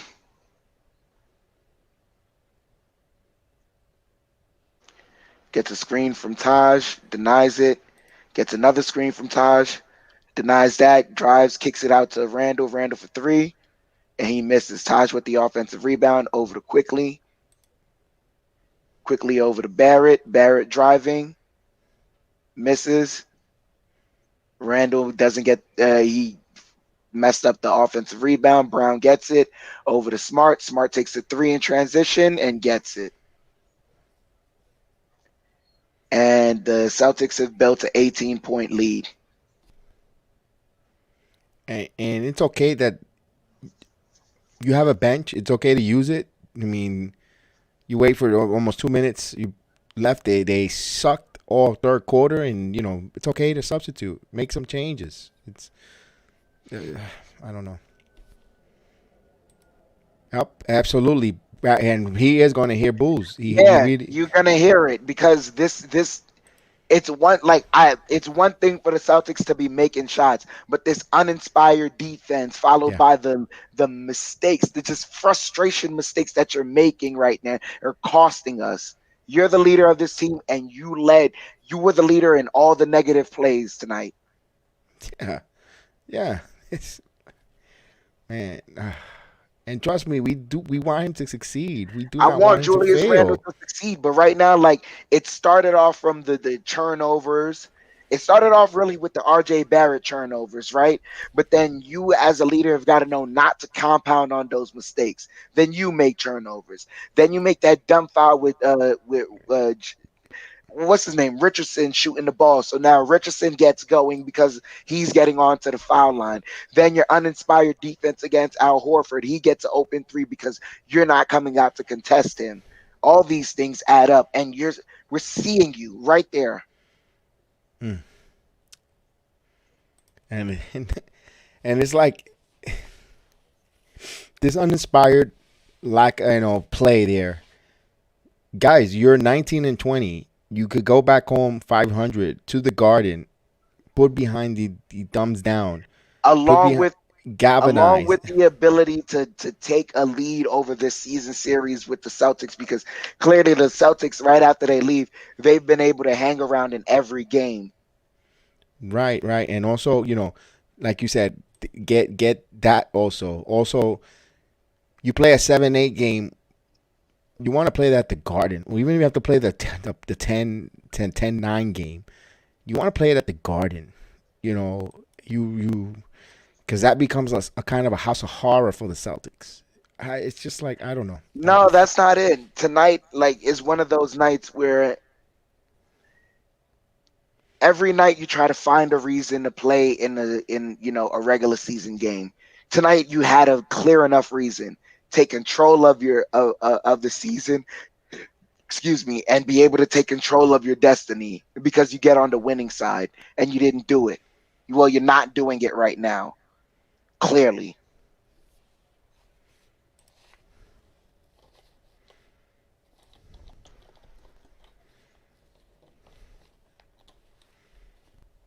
Manuel quickly has the ball, kicks it over to Grimes. Grimes for three, and he gets it. The score is 56. Well, they say his foot is on the line, so it was 55-71. 16-point lead for the Celtics. It's gonna be Williams has another the review. ball over to Smart. Smart in the paint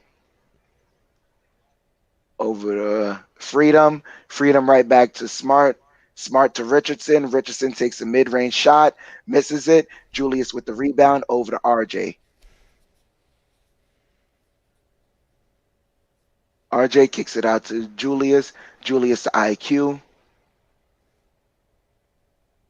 IQ dribbling on the perimeter. There's Williams on him. Gets a screen from Taj, takes the mid-range shot, and it rolls in. Score is 57-71. Salute Melina. Melina de Toro. Salute, salute. Most definitely. Richardson over to Tatum. Tatum now over to Smart. Smart right back to Tatum. Tatum top of the key. Has IQ on him. Bumps him. And they call a foul on Emmanuel quickly.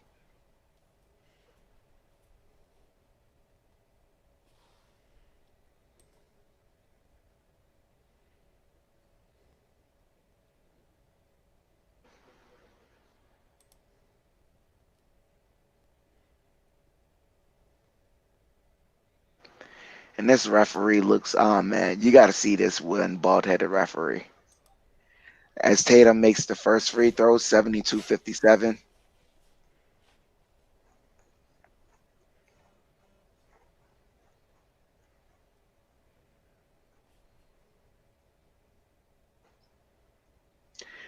Converts both free throws, scores 73-57. Manuel quickly bringing the ball up, gets it over to Barrett. Barrett Gets a screen from Taj. Bear driving in the paint. It gets the floater. So I guess, all right. They call a timeout because the Knicks cut it to 13, and I'm guessing that they put up one of the Grime shots as a 3, so it's 60-73 on my cast. Yeah. And like Melina says, the game ain't over. There's plenty of time here. The game ain't over, but oh my gosh, You don't want to play we have, you don't want to play on an uphill battle all the time, Chef Dan. especially when you're playing against the team and their home building. Right, and we need to beat them. We need to beat them tonight if we can. They've got Boston has a back-to-back with the Pacers Monday and Wednesday. They play, then they got the 76ers, the Chicago Bulls back-to-back nights. So if we beat them, boy, we could really Demoralize them, yeah, and have them spiral. just be one less opponent to worry about in the standings. Correct. Knicks 100, you're absolutely right. There's a difference in not having Evan Fournier and him contributing the 30 points that he's averaged against this team right now.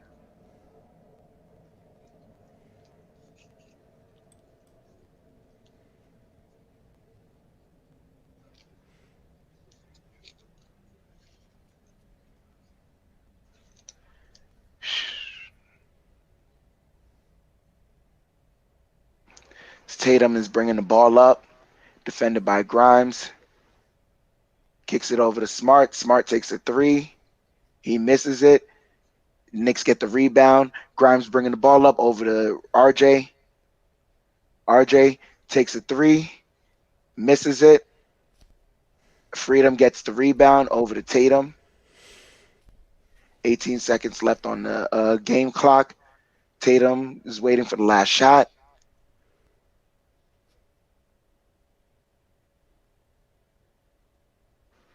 Tatum over to Brown. Brown for 3, and he gets it.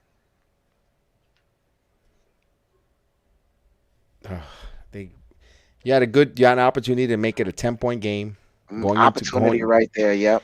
And it's a swing. It swings the other way, 6-point swing, because it would have been a 10-point, and now you're down by 6. What a 6-point swing there. They're going to review it because on one end they haven't officially given the 3, so on the ticker it says they gave it to him. So I didn't see the replay on that, Chef Dan. It's fine. The one thing now, we're gonna go get it to the bench. Like you said, this may end up having to be a bench game where the bench gets us out of this.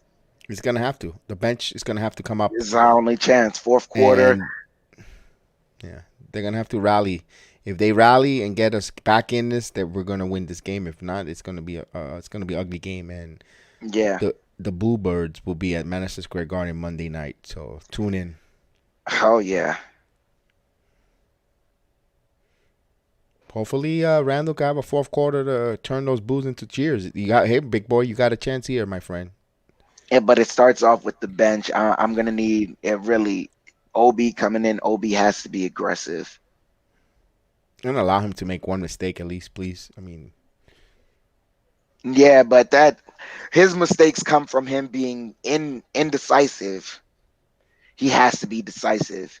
Like that moment right there for him to turn around in the middle of the paint when you could have really just taken one step more. Yeah, let's go. Like these momentum, like if he's indecisive this early in the game, Tibbs won't know if he's going to be that indecisive later on in the game when the pressure's on. Here's a stat. I'm not going to give you the whole stat because I think the fourth quarter is about to start. 36 points in the paint for Boston to 14 points in the paint for New York. Yeah. 14 points in the paint. 36 for Boston. And now when you're shooting almost the same amount in 3, percentage-wise, Boston has hit 8 out of 21, and that's 38.1%. The Knicks are shooting 11 out of 28, 39.3%.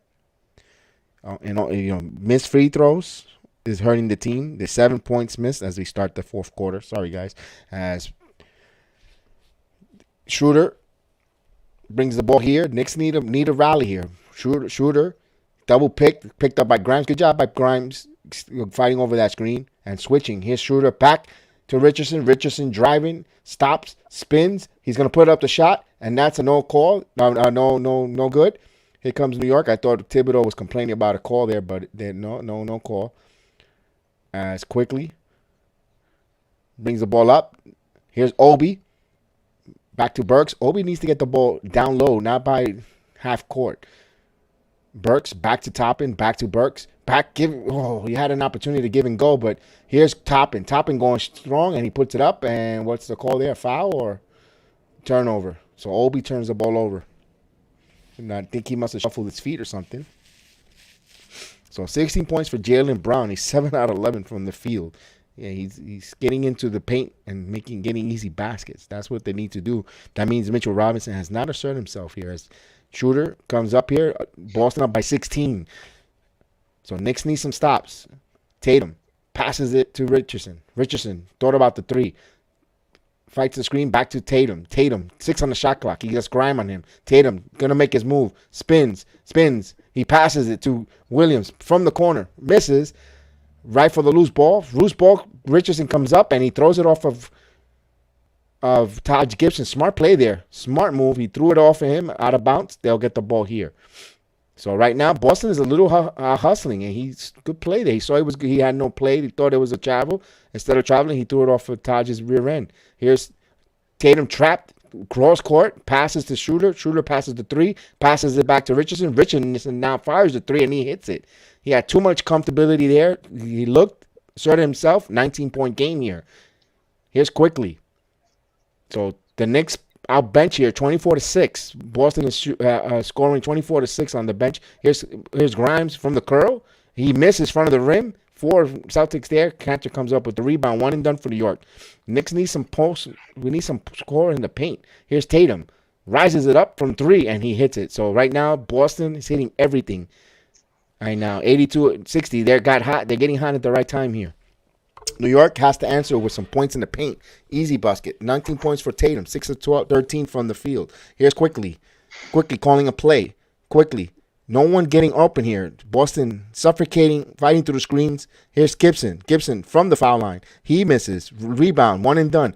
This looks terrible here. This Knicks are in trouble. They need to make a stop and assert themselves as quickly Thibodeau calls to the bench for someone to get up. Here's a swiped away from Tatum. Tatum, 13 on the shot clock. Tatum keeps the ball. Tatum still keeps the dribble. Poked away by Gibson. 7 on the shot clock. Tatum top of the key. Turns over to Shooter. Shooter fumbles. Shooter still keeps the dribble. Back to Tatum. 2 on the shot clock. He's going to put up the shot.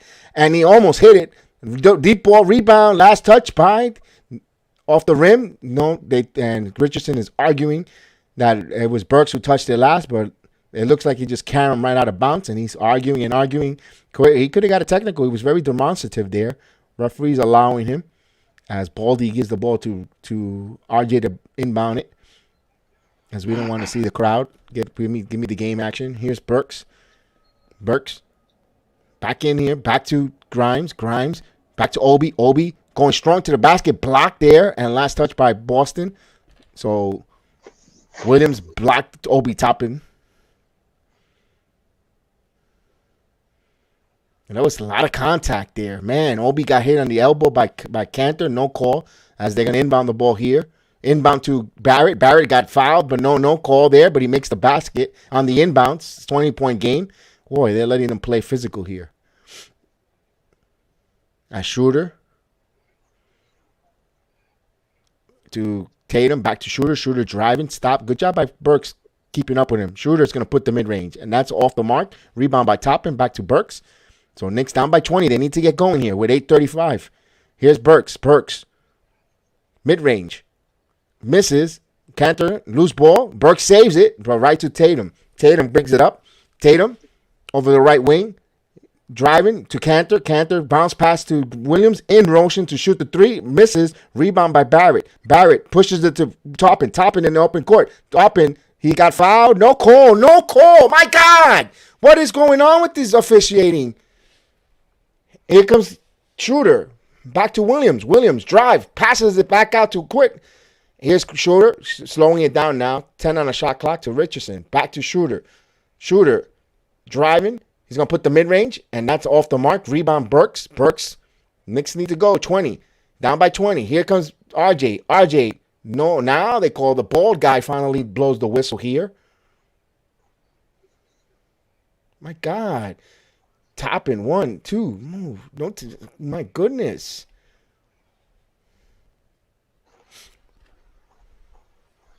This is bad.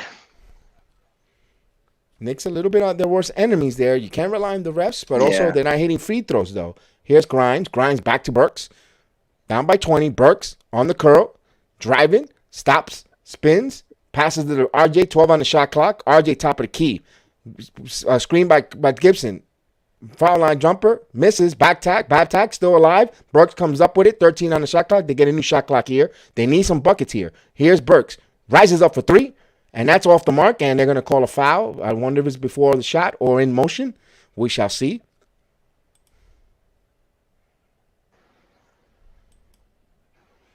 And let's show here, Burks comes off that curl, and I think it's in shooting motion. It should be 3 shots. Foul.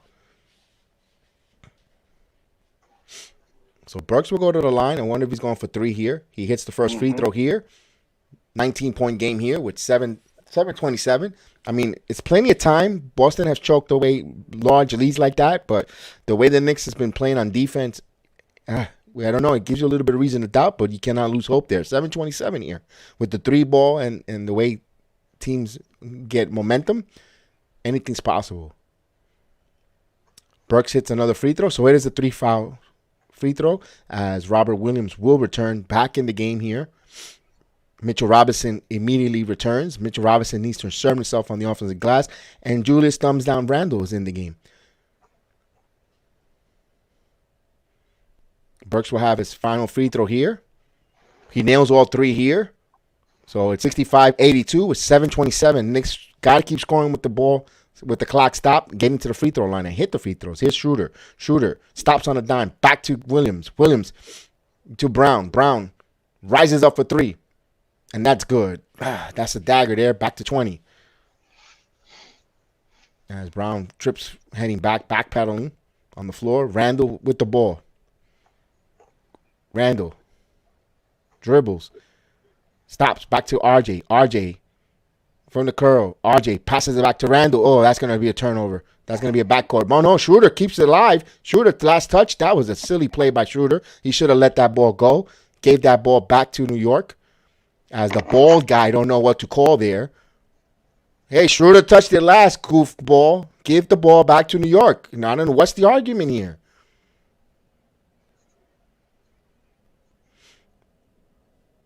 Timeout on the floor. NBA TV decided to go on a timeout. I guess there's a timeout. That was a silly play. Did you see that? What was the point of arguing? You dove like a clown and you touched the ball last. You dove, yeah. I mean, what was there? There was no foul. There was nothing. You touched it last. I guess he's saying it was a backcourt violation. But it's a backcourt violation if the offensive if New York would have touched the ball, then it's a backcourt violation. If you don't touch it, it's a live ball. He could have went up for a fast break dunk. So I don't know what was the lapse of thinking there. That's a goof. That's a silly. And then you sit there and have a argument with the refs. I mean, but then it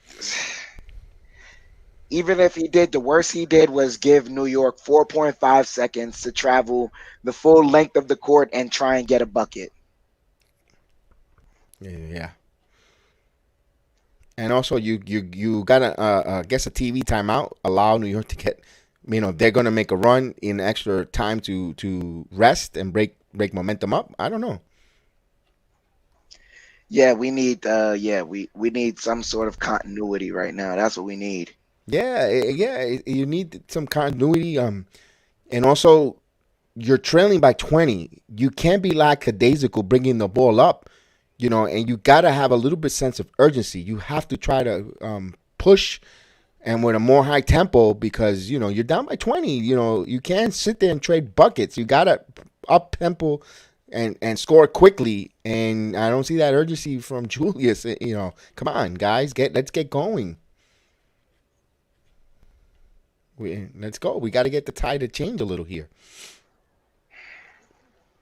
There's still plenty of time in the modern NBA to come back here and at least make a game, at least do two possessions, Yeah, single possession. 6 minutes left. There is enough time to make this a game, but you guys they have to be committed to making this a game. Right.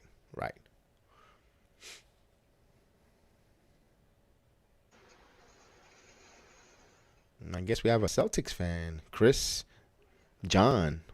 He says it's over. Well, Hey, yeah. All right, so then salute to you, Chris. Man, you guys yes. tied up the season series. There's still plenty of basketball left, a whole season left here.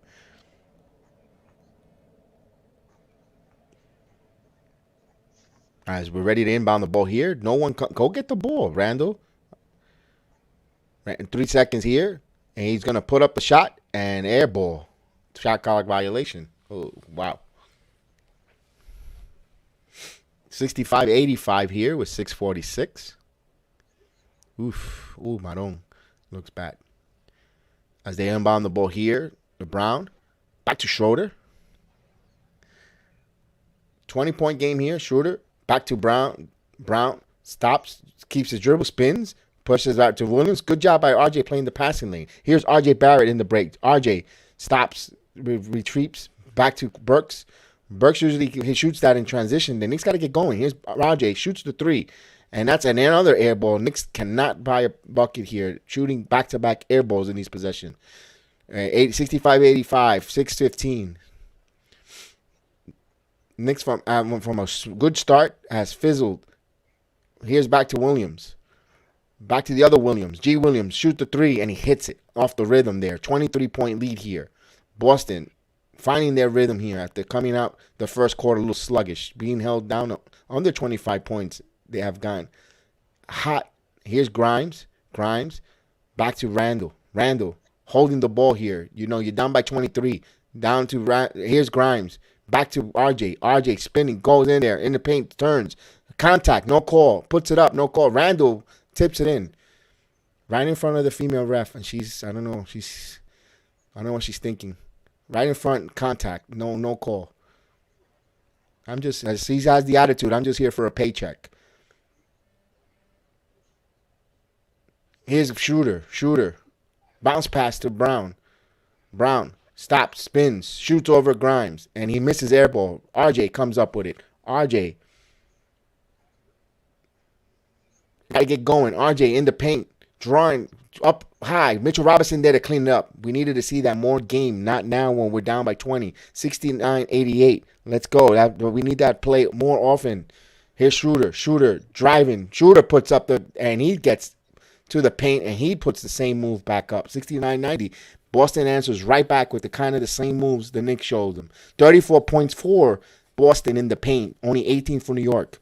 Grimes, curl, shoots the three, and he misses. Rebound. Oh, Randall had position, but he allowed Shooter to knock it off from right out of his hands. Here comes Brown. 90-69. Shooter in between his legs. Keeps the dribble. Driving over Mitchell Robinson, and he hits it. So Boston hitting shots, timeout on the floor. 92-69. Knicks are taking it in the chin, and they're taking it lovely. 92-69. Wow. All the Bluebirds coming out in Madison Square Garden on Monday night. Oof. Yeah, they are. Oh, boy. Yep, poor sock selection. You're right, CB. Poor sock selection. That was some terrible shot selection. Man, you know, I was gonna say, but he's already dead. I was gonna say, man, we need to make a GoFundMe for Proctor. That's if you guys watch Power, Proctor with the Jerry Ferrera character. We need a lawyer. We need to find a lawyer to find out where in the world is Nerlens Noel in Mitchell. He's in witness protection that we can't see where the heck he is. I'm not saying he would have made a difference tonight either, but man, what Nah, that's not it. No, of course not. But man, can I tell you something that honestly, like what I was thinking just now, these are the moments where you really You got to organize a run offensively. You got to get organized, and you need a point guard. This is a moment where, as much as Kemba's teased us for coming back here, I'm done with the experiment.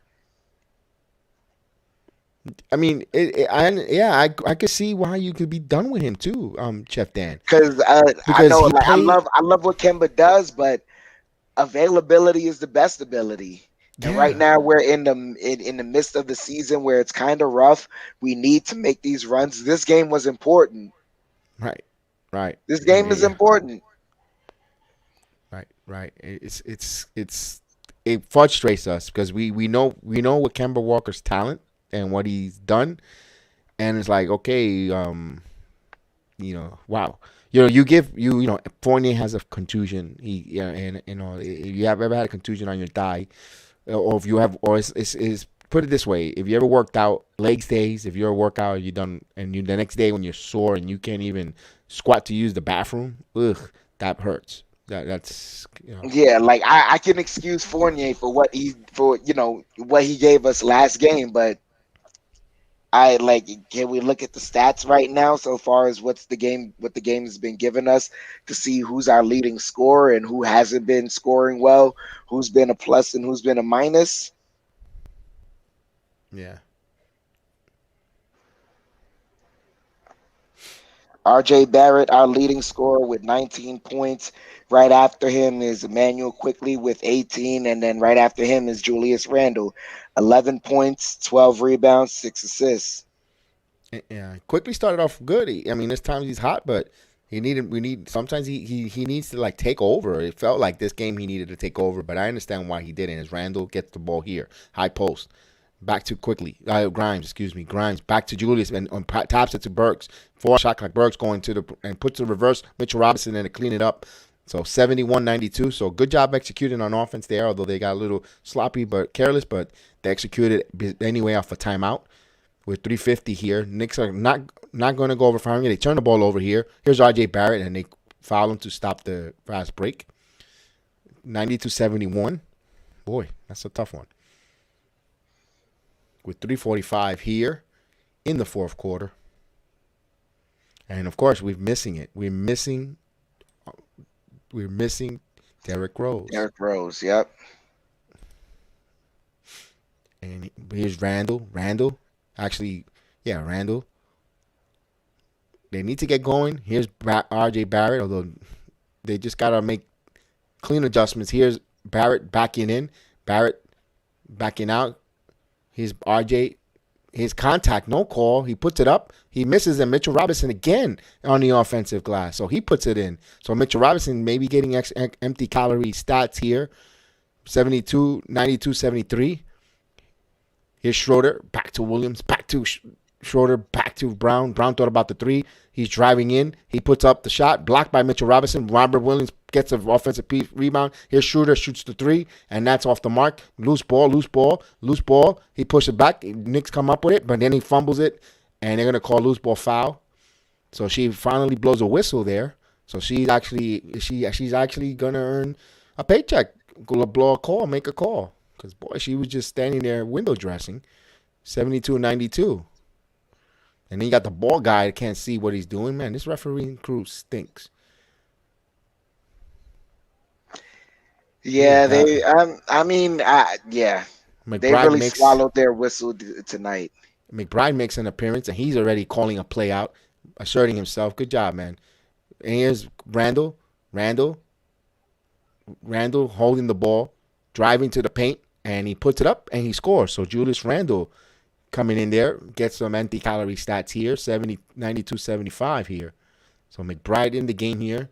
Let's see this matchup. He's not shorter than Schroeder, so I didn't think there was a mismatch there. And here's Richardson in the curl. Richardson stops, keeps his dribble, and Williams back to Brown. Brown thought about the three. Brown driving. Brown puts up the layup, and he scores and a foul. Man. 72-94 with 2:08 here. So it looks like the Knicks will fall here as Quentin Grimes got caught into some skates and allowed Brown to get past him into the paint. put a nice move on Mitchell Robinson, trying to complete a 3-point play here, 75-94. Yeah, and they've officially won the season series because their deficit of points is grander than ours. Ooh, wow. Yep. So if it goes into the into the play-in tournament with this team, we're playing them at home.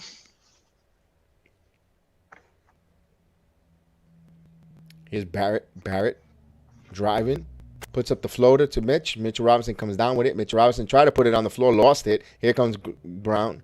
Brown behind the back turns to Williams. Everything going right for Boston. Here's Schroeder, puts it up to Williams. Williams, good job there by Schroeder. Mitchell Robinson overextended to help out. Left Williams wide open for a dunk, 97-75. Ouch. As McBride keeps the ball back to Randall. Randall top of the key, back to Grimes. Grimes has a mismatch, and we get some whistle. So I don't know if it's a cut or what. I don't know what was the whistle as the Celtics celebrating like they won. Oh, that Jaylen Brown's first career triple-double. That's what it was. Okay. Yep. And is there going to be a technical foul on the floor? I don't know if it's illegal defense or what was the call here. One-shot technical as the whole bench squad gets up for Boston. They're going to make a wholesale turn substitution. And McBride will be shooting the technical foul here. 97-75. And he misses, so it's a 2-shot. So I wonder what was the call. No, it's not. I thought they'll inbound the ball here. So the wholesale changes coming up for the Celtics. So this game looks like the Knicks will fall here to now San Antonio Spurs coming into the world's most famous arena. Here's McBride. McBride driving. McBride has contact, and he puts it up. No call. So they have dinner reservations, these refs, or they have an Uber outside waiting with the meter running. Here's a pass, and it's over. I mean, I understand why. And we got finally Jericho Sims sighting. Here's Sims on defense. And turn the ball over, and they say last touch by New York. 6 on the shot clock. That was Fernando, the former Maryland Turk, on the floor.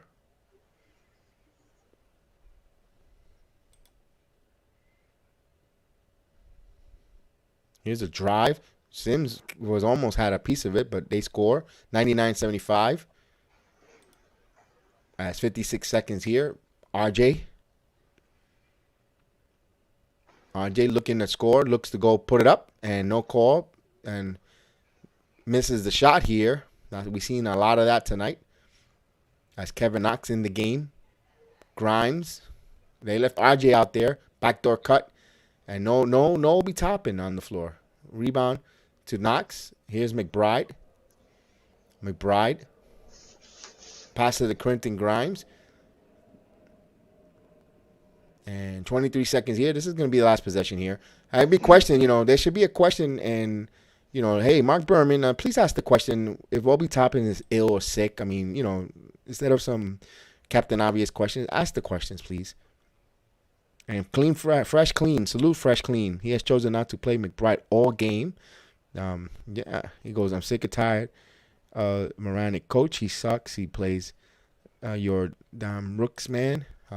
I understand. I can see your frustration when you see them out there playing, but it's something wrong here. We need to find out. I hope someone, either Steph Bondy, Mark Berman, somebody, please ask Tom Thibodeau in the presser if there's something wrong with Obi Toppin, if he's sick or he's ill. Is it due to COVID? Why is he not playing these minutes? Or is it something on the floor? Is he doing something that he needs work on? Something. We need some answers as a fan base because, it's getting where I don't know. I don't know. It's something. It's dangerous with the statements that we got to. I got to choose wise where I want to say because it's a dangerous statement. With the booing coming down, that's going to be raining in Madison Square Garden on Monday. then you're force feeding us not playing top end. You're already gonna lose one star maybe. Now you don't want the fan base to turn on the coaching, and it's in a dangerous situation. And all of this is funny because we're only one game out of, two games under 500, close to the 500 mark. But it'll be interesting. Let's bring in G Money to say hello. G Money, hey. What's going on? How you guys doing? Awesome. G Money, tell us what you saw on the floor here. Two things. Boston, even though they only scored 99 points, if you watch the game, they were getting everything you want, sharing the ball, find the open man. Jaylen Brown, this a complete game. Dishing the rock, had his first triple-double of his career. Jayson Tatum had a good start in the first quarter, setting the tone. I mean, I know the Knicks were up by 10 early, but I knew it was not going to be sustainable. Jaylen Brown and Jayson Tatum did other things. I mean, also another person who balled out was Richardson, hit some big shots for them. Good energy for them. Robert Williams clogging the paint, pick and roll, doing things for them. And, and even though Marcus Smart didn't shoot great, his defense was hard-nosed defense. Julius Randle, I thought he didn't play well. I don't care about if you watch the game, I thought he didn't play well. RJ Barrett had a great first quarter shooting the rock, but after that, he tailed off a little bit. And Mitch, even though Mitch had numbers here and there, I felt they were not impactful, my opinion. And we just couldn't buy free throws tonight. I mean, come on, 6 of 15 at the line for a basketball team is embarrassing. And it's not the fact we lost tonight, but the fact that after the first quarter we laid down really is really around late second quarter, third quarter we kind of laid down. It is really sad, though, because if we would have won this game, we could have had a 2-game lead on Boston. And the fact that we crapped the bed today, you see why, Jedi, this is the reasons why I say sometimes you do know the future. You see, this is one of those games which sometimes, and this is what I believe, sometimes you didn't have to really wait and see what was going to happen. The reality to me that I thought it would be more competitive, so I was wrong, but I felt that we're not going to win this game to me because I thought to myself, all right, Boston's at home. They're going to play with much more energy at home. And I thought that losing a heartbreaker like that, they'll have more intensity at home. And what happened? Reality, 24-point shellacking. And the Evan Fournier excuse to me is invalid. I understand Evan Fournier has big games against Boston, but we lost by 24 points. So we don't know how he would have looked in this game. So that's that. But no one mentioned anything about Fournier. I didn't say you're talking about the Knicks fans out there. I know. I know. Hold on, let me pump the brakes on you in a second there. With Fournier not being there, next man up. And you know that Fournier wasn't.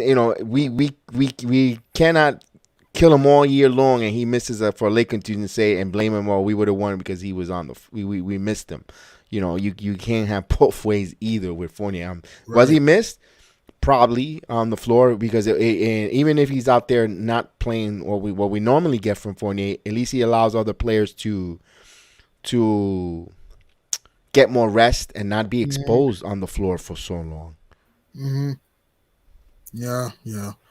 Yeah, man. And also, I just think that the Celtics killed us on drives, pick and rolls, lobs. I know they only scored 99 points, but sometimes point total doesn't tell you the story sometimes, even though Boston didn't shoot great from three, they did other things. And Jaylen Brown played a smart game. He allowed the game to come to him, and he got guys involved, crashed the glass. He did other things to help the team out. And even Jayson Tatum had a good first quarter, hitting some tough threes, going to the basket. I thought he had a good game himself, and the whole team just out-hustled our team. And I felt Randle, to me, did not play well.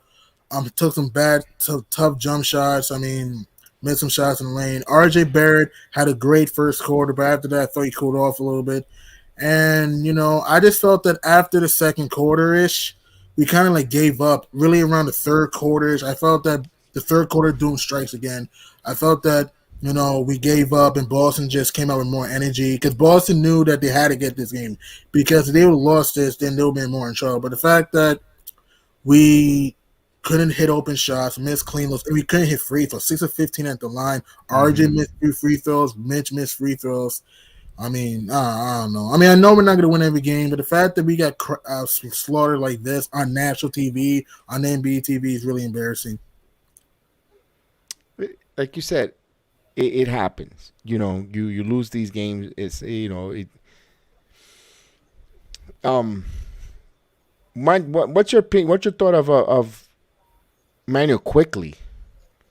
You know, he played well, and then he just stopped in the third quarter, like he deferred. And what's your thought? Was it by design, or you thought he just stopped shooting and stopped benefiting from the open screens? Chef Dan, what's your thought on Quickly's game there? Like that's like I feel like there's something incomplete there. It wasn't really something incomplete. There's a story to the game in it, and you look at the stats, you can tell. You go really, you go into you really he started kind of tailing off in the third quarter. Reason why is because Boston started playing him tougher in the third quarter. Really in the second quarter, more so in the third quarter. Boston started playing him tougher. You know, Marcus Smart started playing him tougher. That's why RJ started to get good looks because, you know, they weren't paying attention to RJ, so RJ started to get it going. But then right after that, the other thing too that I want to take note is the reason why Quickly really looked bad was because you notice that the two-man game that he had going with Julius Randle, it just developed, like it just deteriorated and disintegrated. So when it came time to the third quarter, he wanted to play off of aggressive Julius, but Julius wasn't being aggressive. That's why Julius he gets 6 assists, but he also ends up with 6 turnovers. The team ends up with 13 turnovers, but we get 12 turnovers. I mean, 13 assists, but 12 turnovers. So as much as we were trying to help each other out, we were giving it right back to the Celtics. We didn't help each other out, really. And it Quickly's game, it really deteriorated by the time Julius stopped being aggressive. I don't want to say he decided to stop being aggressive. What I can say is that he stopped being aggressive. He started being lackadaisical, and it showed really in like the poor decisions that he was making in the third quarter. Right, and also want to throw this out there. We had 8 assists in the first quarter, 5. Yeah. After that, that's impossible. Right, and that was a big. And also, they allowed too many points in the paint, over close to 40-something points in the paint. You cannot allow guys to run amok, do whatever they want, get those easy shots in the paint, and woof, that was also a telltale sign because that's how they kept themselves in the game, kept it close at half, and then the 3-point ball came alive for Boston down the road. But that was because we were switch heavy on the defense. Right. And that's because the switching worked for us last game. But now they had an answer to the switch. Really all it was they did enough switching until Mitchell Robinson got out of the paint, and then from there they attacked the paint. Something they didn't do with Robert Williams, because Robert Williams isn't a threat to where you feel like Mitchell Robinson, can switch off of him and things are, will be okay. I don't know. It's really frustrating as far as like, Julius. It all comes back to me to Julius and that third quarter of doom. Really watching that third quarter of doom, I can excuse the second quarter because every team gets a response. I know the Celtics are not a bad team and they found a response. My issue is I feel like we had a game plan coming into the third quarter. RJ getting those 2 bad turnovers that he did against Marcus Smart, they're very bad. I don't want to excuse them, but going up against Marcus Smart, them's the breaks. What I cannot excuse is right after that, all of the lackadaisical play that Julius Randle had. I'd have to check really in the third quarter how many turnovers he had, but I believe the bulk of his turnovers were in the third quarter. And they were momentum killing turnovers. Yeah, but from there, the Knicks didn't have a way to respond back. Or every time they tried to mount a response, nothing came through. Another thing I want to say is I know we're having a tough time with wanting OB to get minutes, but I'd have to ask you this question honestly. Tonight, do you think OB earned any minutes tonight, Kev? He didn't play well. As much as I love Obi Toppin, and when he had the opportunities on the floor, he didn't play well. He's back to being a shell. Instead of looking forward at the basket, he's looking to give the ball away like a hot potato, and he dribbling and getting to hunching too low. Like, he needs to play tall. Shoulders up. I don't know. It's just maybe the way he looks, but he looks like he's hunching over and dropping down. I don't know. And I can I can see what's going on right there as far as like he's seeing Randall's high dribble get poked. He knows his dribble can't be better than Randall's, so he's not trusting his dribble. But this is my issue. OB either starts in the dunker spot or at the 3-point line. There's no way where I see him kind of like he may have a give and go occasionally with Alec Burks where he gets into the paint, but then from there he takes too long. It's a matter of aggression with Obi, and tonight he was not aggressive at all whatsoever. 3 shots, that's it.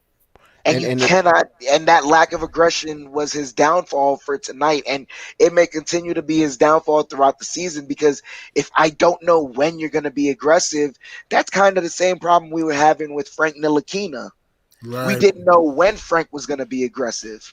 And also, it's just that Obi has way more tools than Frank. The only have no excuse to not be as aggressive. The only games that Frank Ntilikina was aggressive was that Laker game on TNT and the Magic game. That was it. Yeah, but the only difference between Frank Ntilikina and Obi Toppin, Frank was supposed to be a ball handler that was supposed to get in the paint, break defense down, and be aggressive. Obi Toppin, for him to be aggressive, he needs a point guard to help him, to get him there, to cut, to go, and to be able to open up in rhythm, find him cutting or in those spots, in those wing spots, so he could come in and use his athletic ability to benefit and help him and make those exciting plays. But Toppin right now does not have the skill set to create his own shot, create his own, and like you said, be aggressive. And we lacking is the point guard. That's why I always wish say I could agree with you on that point. As far as like, I agree somewhat to where we need a point guard, but my whole thing is like I'm watching Obi this game and really the last couple of games. We saw it. He got close to the rim. You only need to make 2 moves. You don't even need to dribble. Run up and go aggressive to the paint. He didn't do that, and that's not something where you need a whole lot of skill. That's a mindset thing. And so with that, like, not only that, but when, like, in the bench unit, I'm noticing without a Taj Gibson and Obi, the rebounding is coming down. Grimes isn't supposed to be getting as much rebounds as he's getting if Obi Toppin is being in the paint trying to get those rebounds. A lot of times he kind of just leaked out early instead of not getting the rebound. Like as much as it is with the construction of this roster and everything, the one thing I can say these past couple of games, Obi hasn't been doing himself any favors. I remember earlier in the season, he was doing himself favors. We had a legitimate gripe. He's being aggressive. He's finding his way. Get him more time. We got him 45 minutes, but then right after that, he's kind of just been indecisive. A ghost, like just not wanting to shoot the ball, like you said, Chef Dan, and not. I think he also needs to try to get some contact. Don't be scared of contact, Obi. I understand you can shoot the corner three, but if you're Obi, go to the baseline and try to get a dunk. Don't be scared of contact, man. Go to the basket. Don't be scared of contact, though, man. Like, don't just float around the perimeter. Yeah, and also maybe this is why he's probably in the doghouse, is he's not rebounding. And Thibodeau is a big guy that wants guys that magnitude to rebound. As who got injured for last night? I think from Grizzlies. I think Dylan Brooks. Got injured. He got hurt today, actually. Yeah, he got hurt today, and then they end up running through the Clippers. Yeah.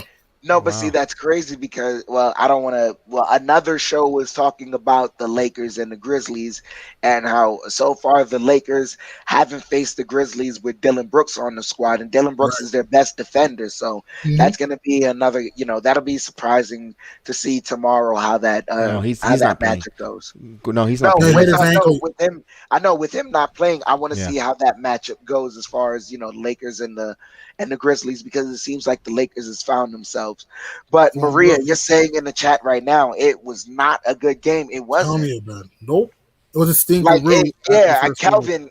Kelvin, I want to point this out right here. This is very important. Mm-hmm. Like Williams, Robert Williams Time Lord.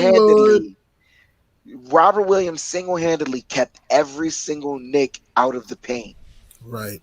Yeah, yeah, and that sucks because that's gonna show a blueprint to the league. Mm-hmm.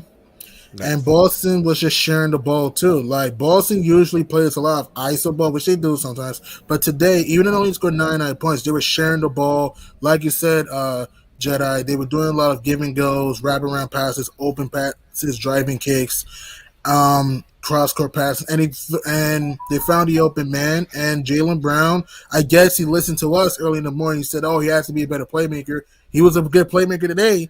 And did other things. He wasn't just trying to score. He was trying to get guys like Smart or Richardson involved, and also lobs to our Time Lord Robert Williams. And like what Kelvin said, we were just scared to go to the basket because I know Robert Williams had to protect the rim, but we were just scared of contact and stuff, and it's really tough. I mean, if you're Tom Thibodeau, you got to throw away this game in the trash. And you have the Spurs coming up on Monday.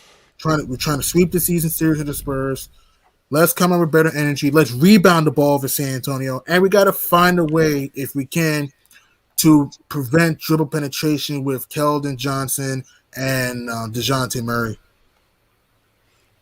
yeah, the San Antonio Spurs, interesting matchup for the Knicks. Let's see, coming back home.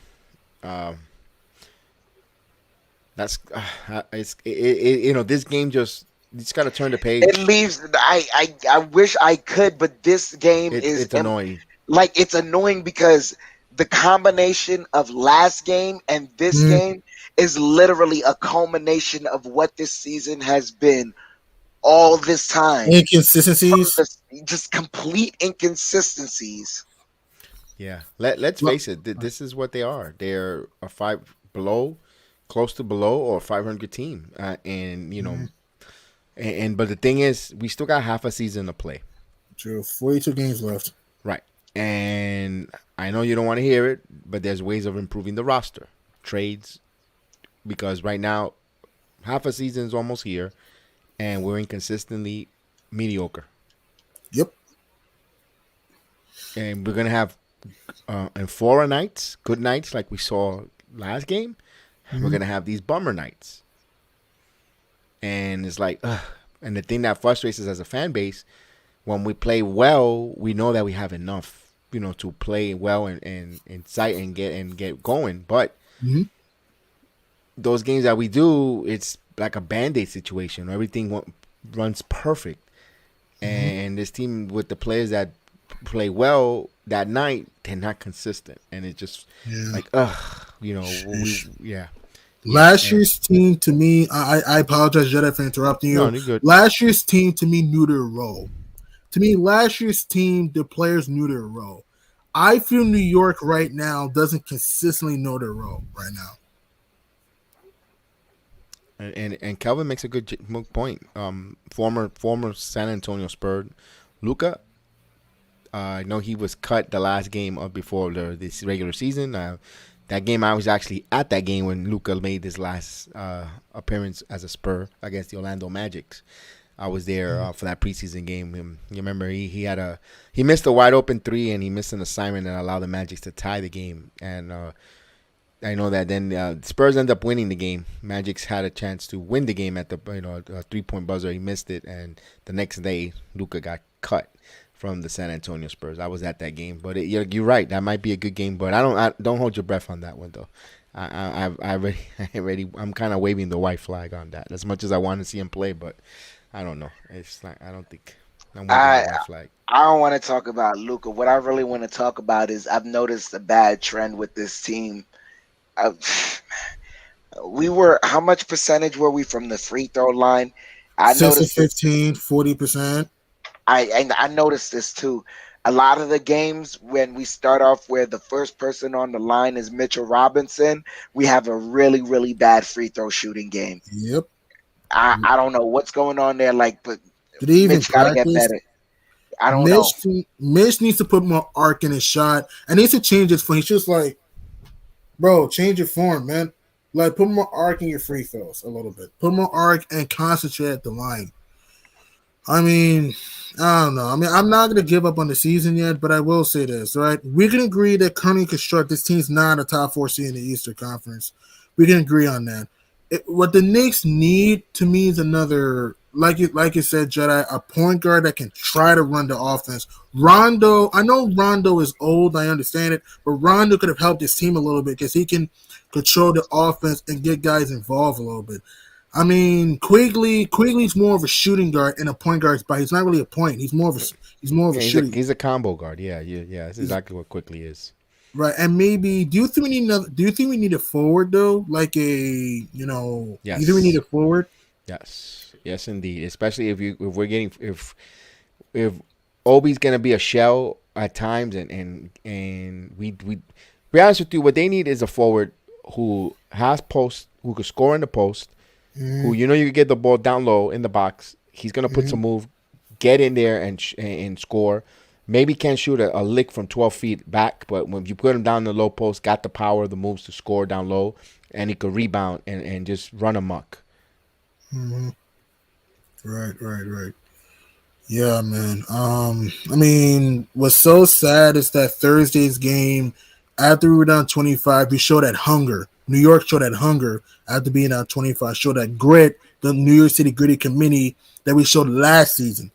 Today, after the first quarter, really around after we were up by 10, I just felt that we didn't show that pride and hunger after being up by 10. We were throwing lazy passes, not sharing the rock. Think about it. New York had 8 assists. In the first quarter, we were getting guys involved. We finished with 13. 5 assists the remaining 3 quarters. That's impossible for an NBA team.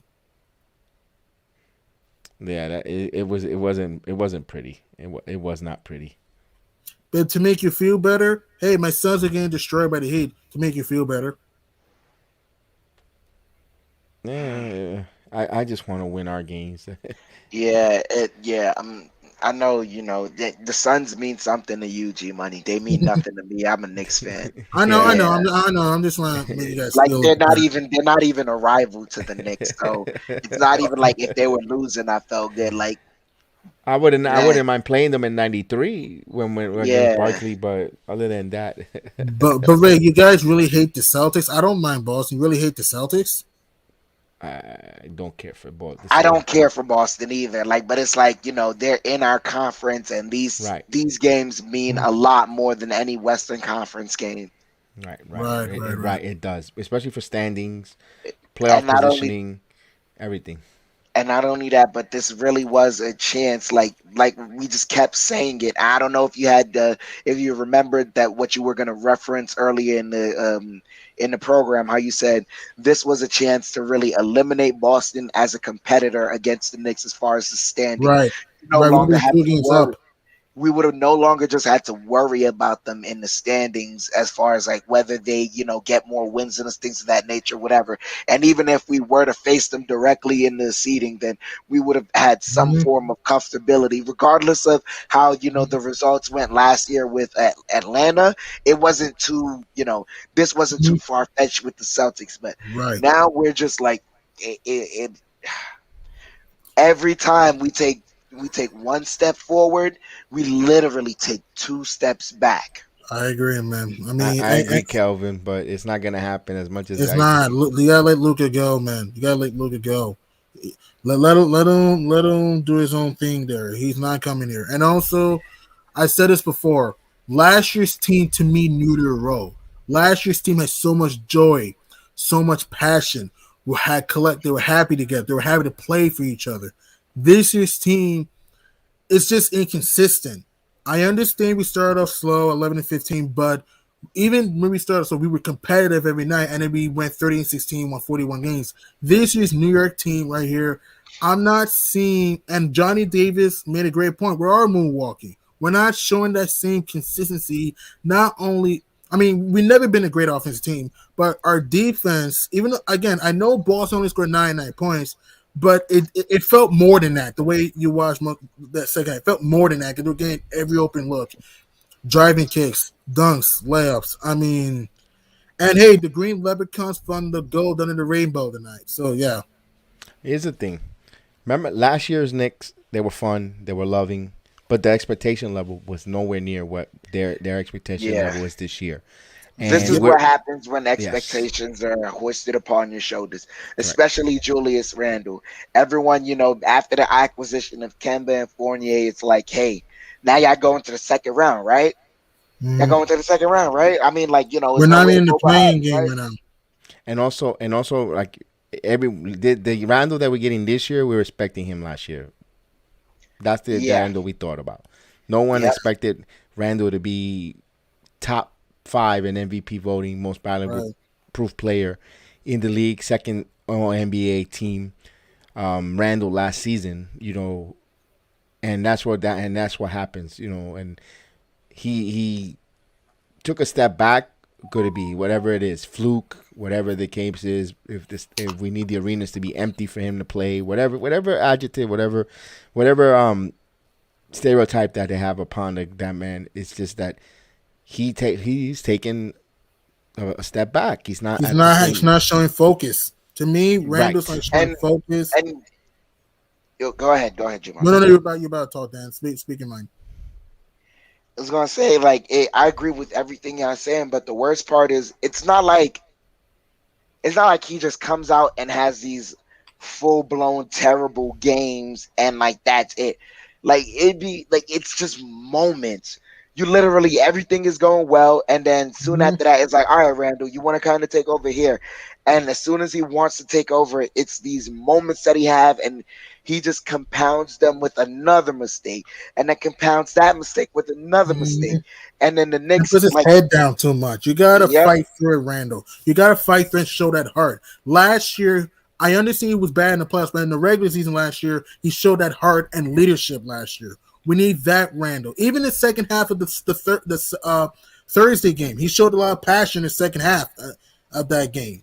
This game, like you said, Dan, I'm not seeing the hunger, the determination for him to want to be great. Randall's a good player, but my problem with Randall, he needs to learn, okay, to not be sensitive, to play your game, but not try to do too much. Because, like you said, Dan, he was turning over the ball, taking bad shots, not getting back on D, and it's frustrating. It's frustrating because last year's Randall to me was accountable.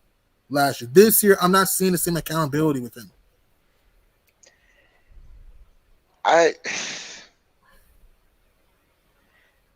I don't, you said, you like you're not seeing the desire to be great. I don't think it's that.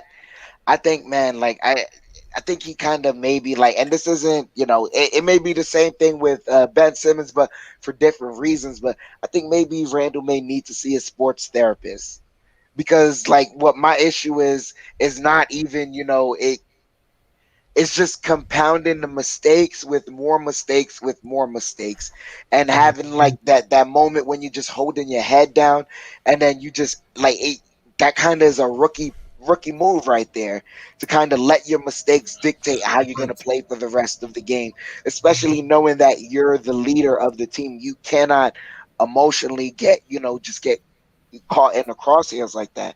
I think he Right. may need a sports therapist because it's not about, to me, a desire to be great, this, that, whatever. He puts in the work because he came in relatively the same shape he came in last year.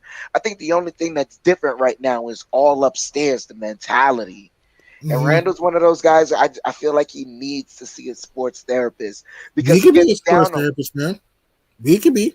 If Nah, Randy nah, I think he needs seriously. I think he needs a sports therapist because for you to get down on yourself in the ways that he does, especially with how much work he puts in, like we even saw it last year. It was to a point where every pundit was calling for it when we were watching him throughout the playoffs. It's like, why do you act like you don't trust the work all of a sudden?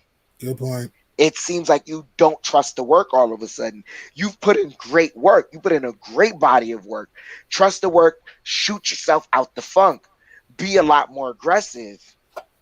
Yeah, Right. choose when you're gonna shoot yourself, and when out of the funk, or when you're going to be aggressive to get Also, like you say, he does need to speak with a sports psychologist to help him, because there's times when your shot isn't working, and he doesn't want to take it to the hole, because he's afraid of getting an offensive foul, because that Right. happened to him. And I keep referring it, game 2 of the Hawks series, where he got called a couple offensive fouls, and he just decided, I'm just going to shoot from far because they're calling offensive fouls on me because I'm just too strong, whatever the case is, and I think that's affected sometimes his game, and he gets hesitant. Well, I could shoot the outside shot really well.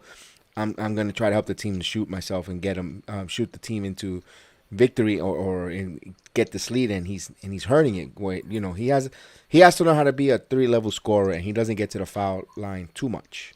He needs to start maybe getting to the foul line more and affecting the And game. post up in the block. And Post up in the block.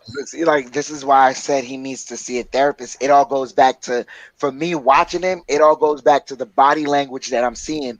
You guys remember Randall, if he was shooting last year, when he did the move where he curled from the baseline to the free throw line and then meet right there, he used to shoot through the contact. Right. Yeah, the most Nowadays, yeah. If you notice, a lot is Randall fading away a lot more. Yes. Does that not Too affect much. the quality? Does that not affect the quality of your shot, the angle of your shot, all of that? He's fading away a whole lot, and then he sometimes unnecessarily fades away. Yeah, and he's Especially on smaller guys. You got a guy will play him up like straight up and just stand, and he'll surprisingly rise up on the person. But then I see him fade away on the shot, and I'm like, why did you do? He unnecessarily fades away, shies away from the contact sometimes, and it doesn't make sense for a guy who is strong as he is. Like, this is what I'm saying. It all goes back to mentality. Right. I don't know why you're shying away, but when you were aggressive and rising through the contact, you were getting and ones. And he's only 20, and he's only 27 years old. Normally the guys that do those fadeaways are when they're getting later in their career, and they want to get that. They're not able to elevate to get that separation. You saw Jordan incorporate that. You saw Kobe Bryant, the late Kobe Bryant. Although Luka Doncic does that, but Luka does it because of size. Not only that, but he's not as naturally athletically gifted as most people are in the NBA. Right. But I'm talking about young players. So before they say, well, Luka does it, he's young, but Ulyss is extremely young. He just turned 27 years old for him to try to incorporate that in his arsenal. Where unless if he's feeling that he's too heavy to get the lift, he doesn't have the lift. Maybe he's too much muscle to be able to get that lift from his shot, and he has to revert to that fadeaway. I'm just trying to see why he felt he has fallen in love this season with a fadeaway that needs to post up in the block. I know Randall is not amazing with the post up, but he is capable. If you're Randall, you got to post up in the block, especially when you have smaller guys on you. Last year, at times, yes, I know he shot a lot of fadeaways, but he also posted up on mismatches in the regular season last year. Now, like you guys say, saying way too much for the baseline fadeaway or the elbow fadeaway, too much. That's wastes the offense, though. I know you want to see him posting up. I don't want to see any of that yet, because what I want to see first is, if you're going to pull a mid-range, I want to see you go towards the basket. Mm-hmm. That's what I want to see. I don't want to see him kind of like, if he's gonna pull these mid ranges, I don't want to see fadeaways for a couple of games. I don't need to see fadeaways. Right. You're fading away from the basket. You're naturally making the job tougher for you. Right. And personally, what I like to see personally is when he start the game, him going aggressive to the basket. Then when he gets those easier field goals and get the field goal, then you want to start expanding your range. I'm okay with that. I'm okay. But he likes to start from, you don't build, when you build the foundation, you build the walls, and then you build your roof. He wants to start from the roof, down. Like, you don't. He took 8 threes. Like, why fall in love with the threes? 6 of 19, 8 threes. Again, I know Randall shot great from 3, 41% for him, but this year you've been in the mid 30s, dude. Don't just jack up for the outside shot, man. And also, even RJ Barrett. Okay, RJ had the crazy game winner, Star J Barrett game winner. He had a good start, just like I said, Dan. They were leaving him wide open, but I felt RJ set way too many threes at the end. What do you Well, guys think? it all depends. It's because of the impact of Robin Williams. Hmm. That That's what it is. And he started coming up big again on this game, but blocking shots. And the crazy part is, I don't know why, but it took until the fourth quarter for RJ to decide, you know what, let me include Mitchell Robinson in these pick and rolls and try and get some separation, try and get the lob that way from there. Like, if you started doing that from the first quarter, from that point on, then Robert Williams has two threats to play. It's the shot and the lob. Right. also Alec Burks stunk tonight, 2 of 10, missed some open shots, man. I like Alec Burks, he's a good player, but sometimes he can be a little bit inconsistent. It comes with the territory, but this is where I say having Fournier would have at least helped us out a little bit. It naturally puts guys back into their lineup rotation. Right. Because we did not have a punch off the bench at all whatsoever. Nope. That's really where the game got, the starters, they struggled this, that, whatever. But when they had a reprieve, the bench did nothing to help. The bench, usually our bench, really due to the fact that Quigley and Burks were starting. That's why our bench was kind of depleted.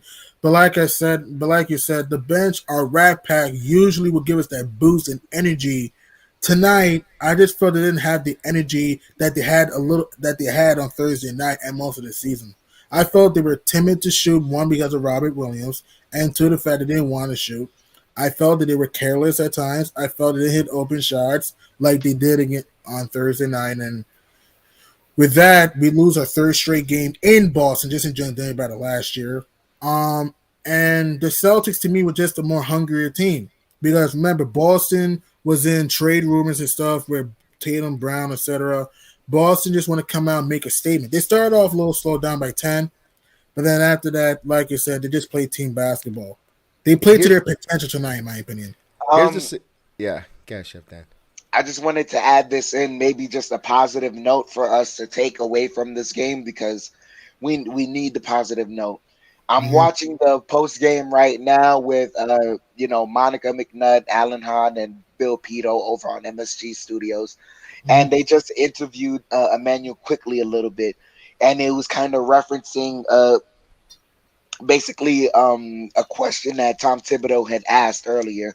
He essentially wanted Emmanuel Quickly to take over the second half of the game. So they asked, what do you mean by that? He said that Tom Thibodeau pulled him aside after the game, and they had a one-on-one on what he wanted him to do in the second half of the game. So it's looking like, I said this earlier in the season, but I'm glad this is being put out there that we can take a positive spin. Thibodeau is grooming Emmanuel Quickly to take command of this team. He knows that, a commander in the team has to be a ball handler who is capable of getting their own shot as well as distributing it to others.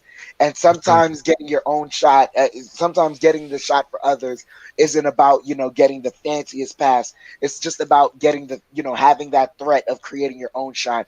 It gets other people open. So I'm glad to see that, Thibodeau is grooming Emmanuel Quickly to take over the team. This is a great piece of news. Something positive I could take from this stinker. Right, and I want to touch that, and I'll get back to the other point that I was going to say was, I mentioned that when that time when Quickly had the ball on the right corner, on the right 3-point wing, he had the ball. He saw Randall open. He waved him off. He didn't pass it to him, and he decided to take the three and nail the three. And I mentioned, I was saying, Manuel Quickly has the moxie to actually play the point and wave off of Julius Randle, put a check on him and take the ball away. But I think they went away in the beginning of the third quarter. They went away from that. Yeah. And that's why I said, Quickly's having a quiet third quarter, not an impactful third quarter. I felt Quickly didn't have an impactful third quarter. And he just... They were too much deferred to RJ Julius, I think if he would have been aggressive, I think he would have gotten those guys involved with him being a little aggressive because now they're quickly still trying to be impactful. We're gonna have to send players towards him and try to get the ball out of his hands. And I think those other guys would have benefit to Cook, in my opinion. And also, what I wanted to say, the silver lining on it was everyone up and down from 6 to 12 to 13 to 12 are all scrunched up, and I think everyone's going to start alternating wins and losses the way everyone's in the same boat as us. We get these good Euphoria games, then the follow up by I can't believe it, how disgusting my team looked. So that's the only saving grace going forward. We stunk it up. Boston stunk. That was a heartbreaker last game. And they actually lost 2 heartbreakers in a row because I just want to mention this. Oh, yes. They came off a loss against the Spurs where Jaylen lost Brown by 2. Brown missed a layup. They would have sent it to overtime potentially. Exactly. So it seems like this happens everywhere. Right. Yeah, man. Not just with the Knicks. Go ahead, Chef. That'll be money. And one more thing, those who lost a heartbreaker to us the opening night. Remember, they lost in double overtime. So, yeah, I just want to add that there. And like I said before, the Celtics had 4 games in which they blew 19-point leads, and they were 2-11 in games which they lost by 5 points or less. So Boston just didn't know how to close games. But tonight, after the up and down first quarter, Boston to me played up to their potential, in my opinion. Yeah, but the point is that's what happens with all these teams that are scrunched up in the Eastern Conference. In standing wise, all together, they have that up and down situation. I'm sorry, the Rangers just scored. Oh, cool. Oh, yes. So they're on the West Coast, right? They're playing Coyotes, Anaheim, the Mighty Ducks. Yeah. I knew that. Who scored there? Wait, they're saying this is no goal. Oh, they're going to the replay. Screw the Ranger button is out. Yeah.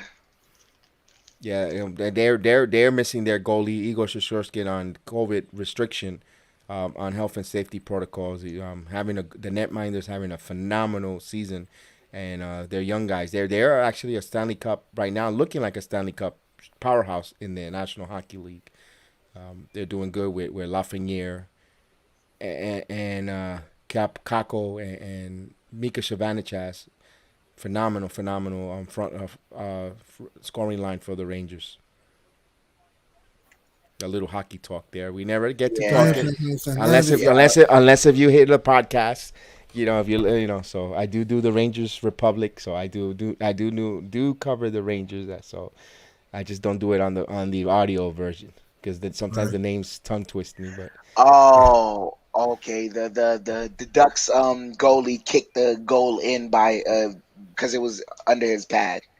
Oh, no, that's illegal. That should be a legal goal. That should be.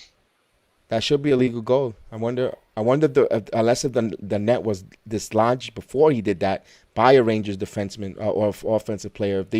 If the Rangers knock the goalpost off and then the puck passes the scoring line, then it's no goal. So maybe that's what must have happened.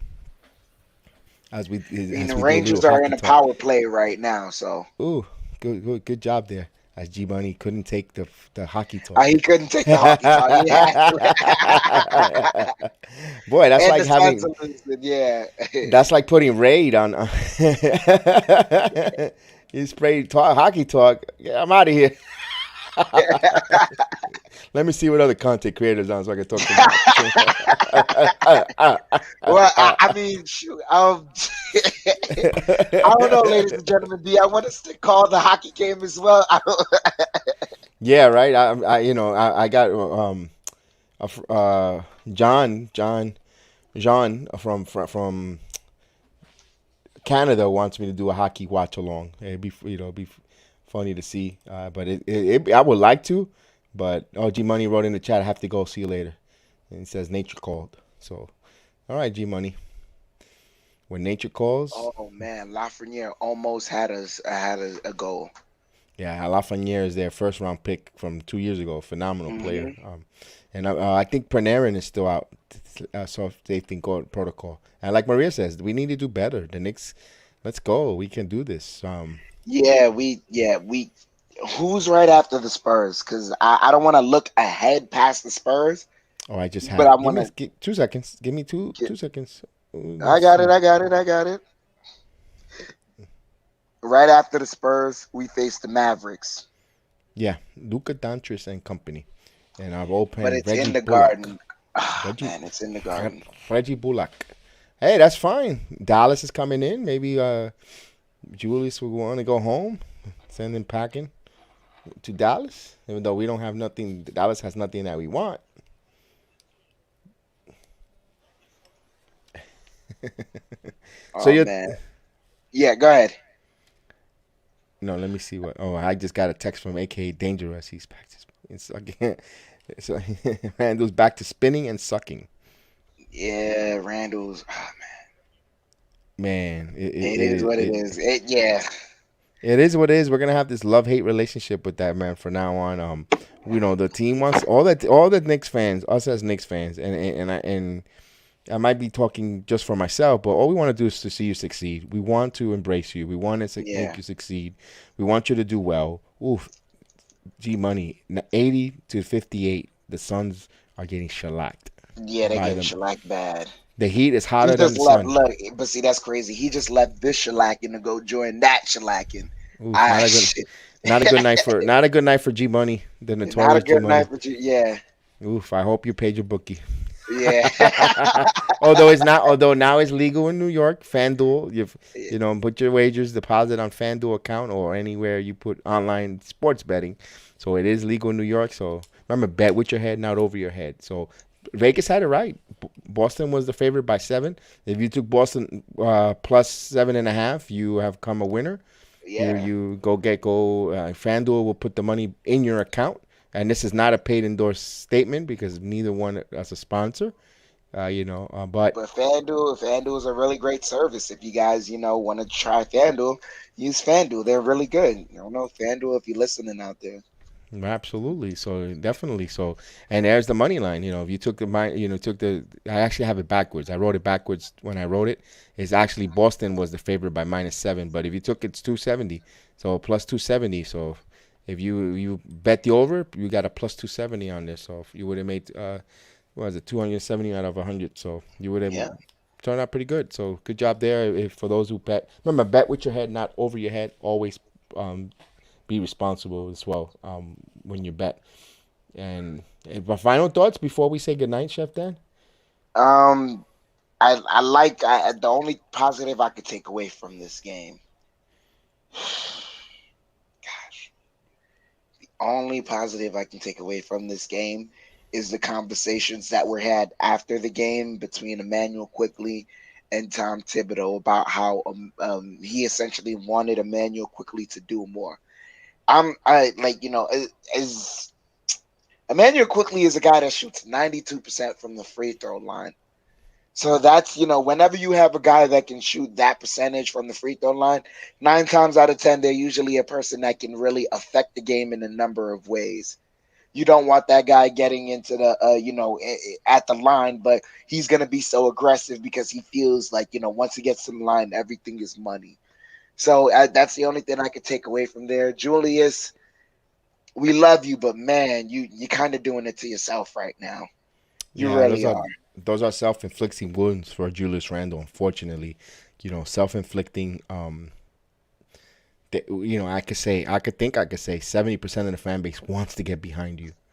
Yeah, I could say more than that, man. If you did literally what you did last year made, I could say 85-90% of the fan base believe in you, want to see you succeed. Come out even this year and want to see you succeed. I guarantee it. Right, and like I said, I wasn't a fan of him, and not a fan. I will, still think there's a trade out there, but I know the importance of you on the team, and I know we need you to win, and I know that. I'm not being a delusional fan or a person to say, I'm not part of the 30% either. But we need you. We want to root for you. I want you to root for you for hook or no crook, because if there is a player, a transitional player, or generational type of player that we could provide you in the package because you have value, In the words of Duke, see ya. So And me personally, I know Kev has always said that, but me personally, the way I see it is, we've always, as fans, have always complained about the guy who wants to come over here and prove right, New York and prove themselves through New York and all that. Not for nothing, man. You really decided to come at the most hostile time. correct. You really decided to come at a time when you were the literally the consolation prize to Kevin Durant as far as the fans saw it. So I'm constantly that's an uphill battle. Yeah, that's true. That is a That's true. freaking uphill battle. Same thing with RJ. RJ is literally our consolation prize for not getting our Zion or even John Morant. So these two are fighting a consistent uphill battle. More so Julius than RJ because RJ is a draft pick. Right, But and I'm we rooting were for you. forced. We were forced for him. Yeah, but I'm Because rooting. that's why I helped the Knicks. Sorry to cut you off, Jeff. Dan, No, go because ahead. because if RJ would have been even a higher battle if he would have selected second overall and we passed on Morant. So the fact that Morant was taken out of our hands before RJ gets us a pass. RJ not much of a pass, but a pass because we were forced to take RJ. Like oh well, this is the best out of the best that was a remaining player. All right, Hmm. we could do it. It's still supposedly and there's still an all NBA All Star at that pick at number 3, and you couldn't go wrong with it. Can't go wrong pick was RJ Barrett there. If it would have been the other way around when we picked second and it was Morant and John Morant or Barrett, and we would have took Barrett, and we see what John Morant is doing in Memphis. Woof, RJ would have been in a key in a doghouse, in my opinion. Yeah. Yeah, that But yeah, I want to say in regards to Julius, I'm rooting for you. I want to see you winning, me too. but bro, you gotta these self-inflicted wounds, man. I'm rooting for him, like I said, for more than just selfish reasons, for my team to get better. Like if he's a better move, and he looks like he's a good family man, man. He is. He's a He's good always with his family man. Yeah, son and his family. Is both of his children. We see the Caden in there, and if it's a nice story, and unfortunately, a situation that happened or whatever the case is, but I'm still want him to do well. I don't want just because I don't want I think I think there could be an upgrade in that position or could bring something that would upgrade the team. Doesn't mean that I can't root for you or like you. I definitely want to like you and root for you. It's like if you're a Yankee fan, I'm talking about like Mike Stanley. If you remember, Mike Stanley was a good catcher, but they upgraded from his position. I understand, we didn't know what was Joe Girardi coming in here, but Girardi ended up being a hell of a catcher, defensively calling a good baseball game. And yeah, we missed home runs from Mike Stanley. I'm just trying to make a quick analogy with that. And sometimes, you lose something that was offensively really good and well, but you ended up getting something that took you to another level of a championship. And I don't know if that's we could play. It's a similar, different sport, but I hope the analogy is something that you could see where I'm coming from with the gap with that when it comes to Randall. But we shall see. San Antonio Spurs coming up Monday night at the world's most famous arena. Of course, we'll have the watch along here on the BX Sports Jedi Network. I want to thank everyone that watched us, to listen with us, that watch along with us. I hope you enjoyed the watch along and the play-by-play, not the outcome. And we'll see how the Knicks rebound here. It'll be interesting to see what I'm going to try to see if I get Thibodeau's press conference.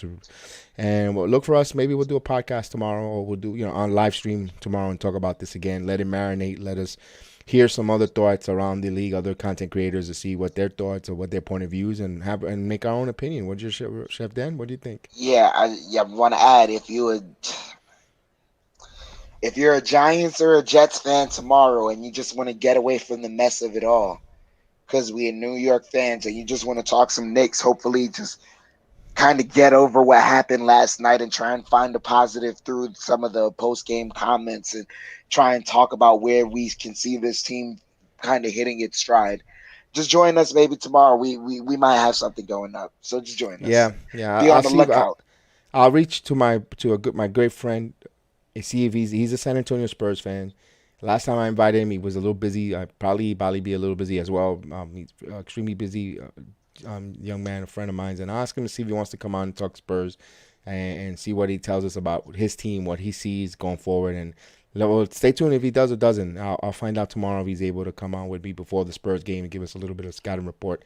And yeah, I think we'll do something tomorrow, Chef Dan, and we'll want to thank everyone from me to you. I appreciate everybody.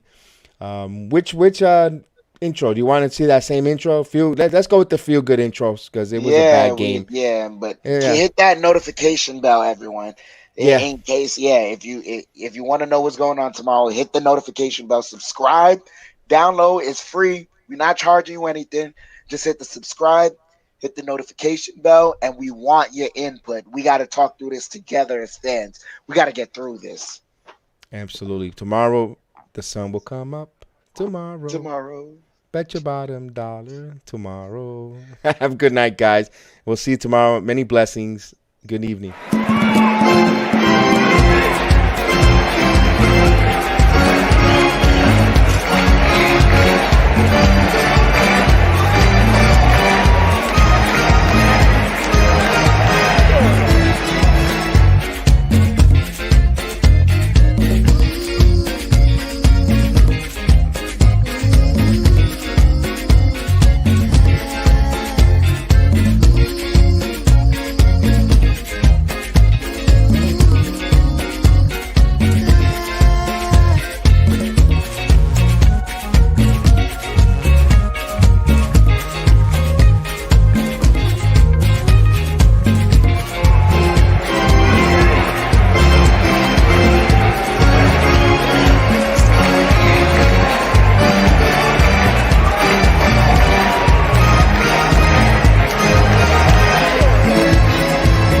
Take the lead.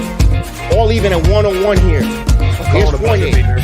Fournier holds the ball and RJ comes up with the ball. RJ passes it back to Quickly. Quickly 12 on the shot clock. Quickly puts up the floater. It's good! Emmanuel Quickly gives the 2-point lead for the Knicks.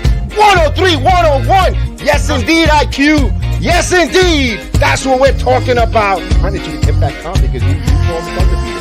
You called it about 2 minutes ago. 2 to 3 minutes ago. When there was a minute left in the game, I said I could feel the buzzer. Here we go. Everyone on their feet. Hope they call a foul here. Here's Burt. RJ from the curl for the win. It's good!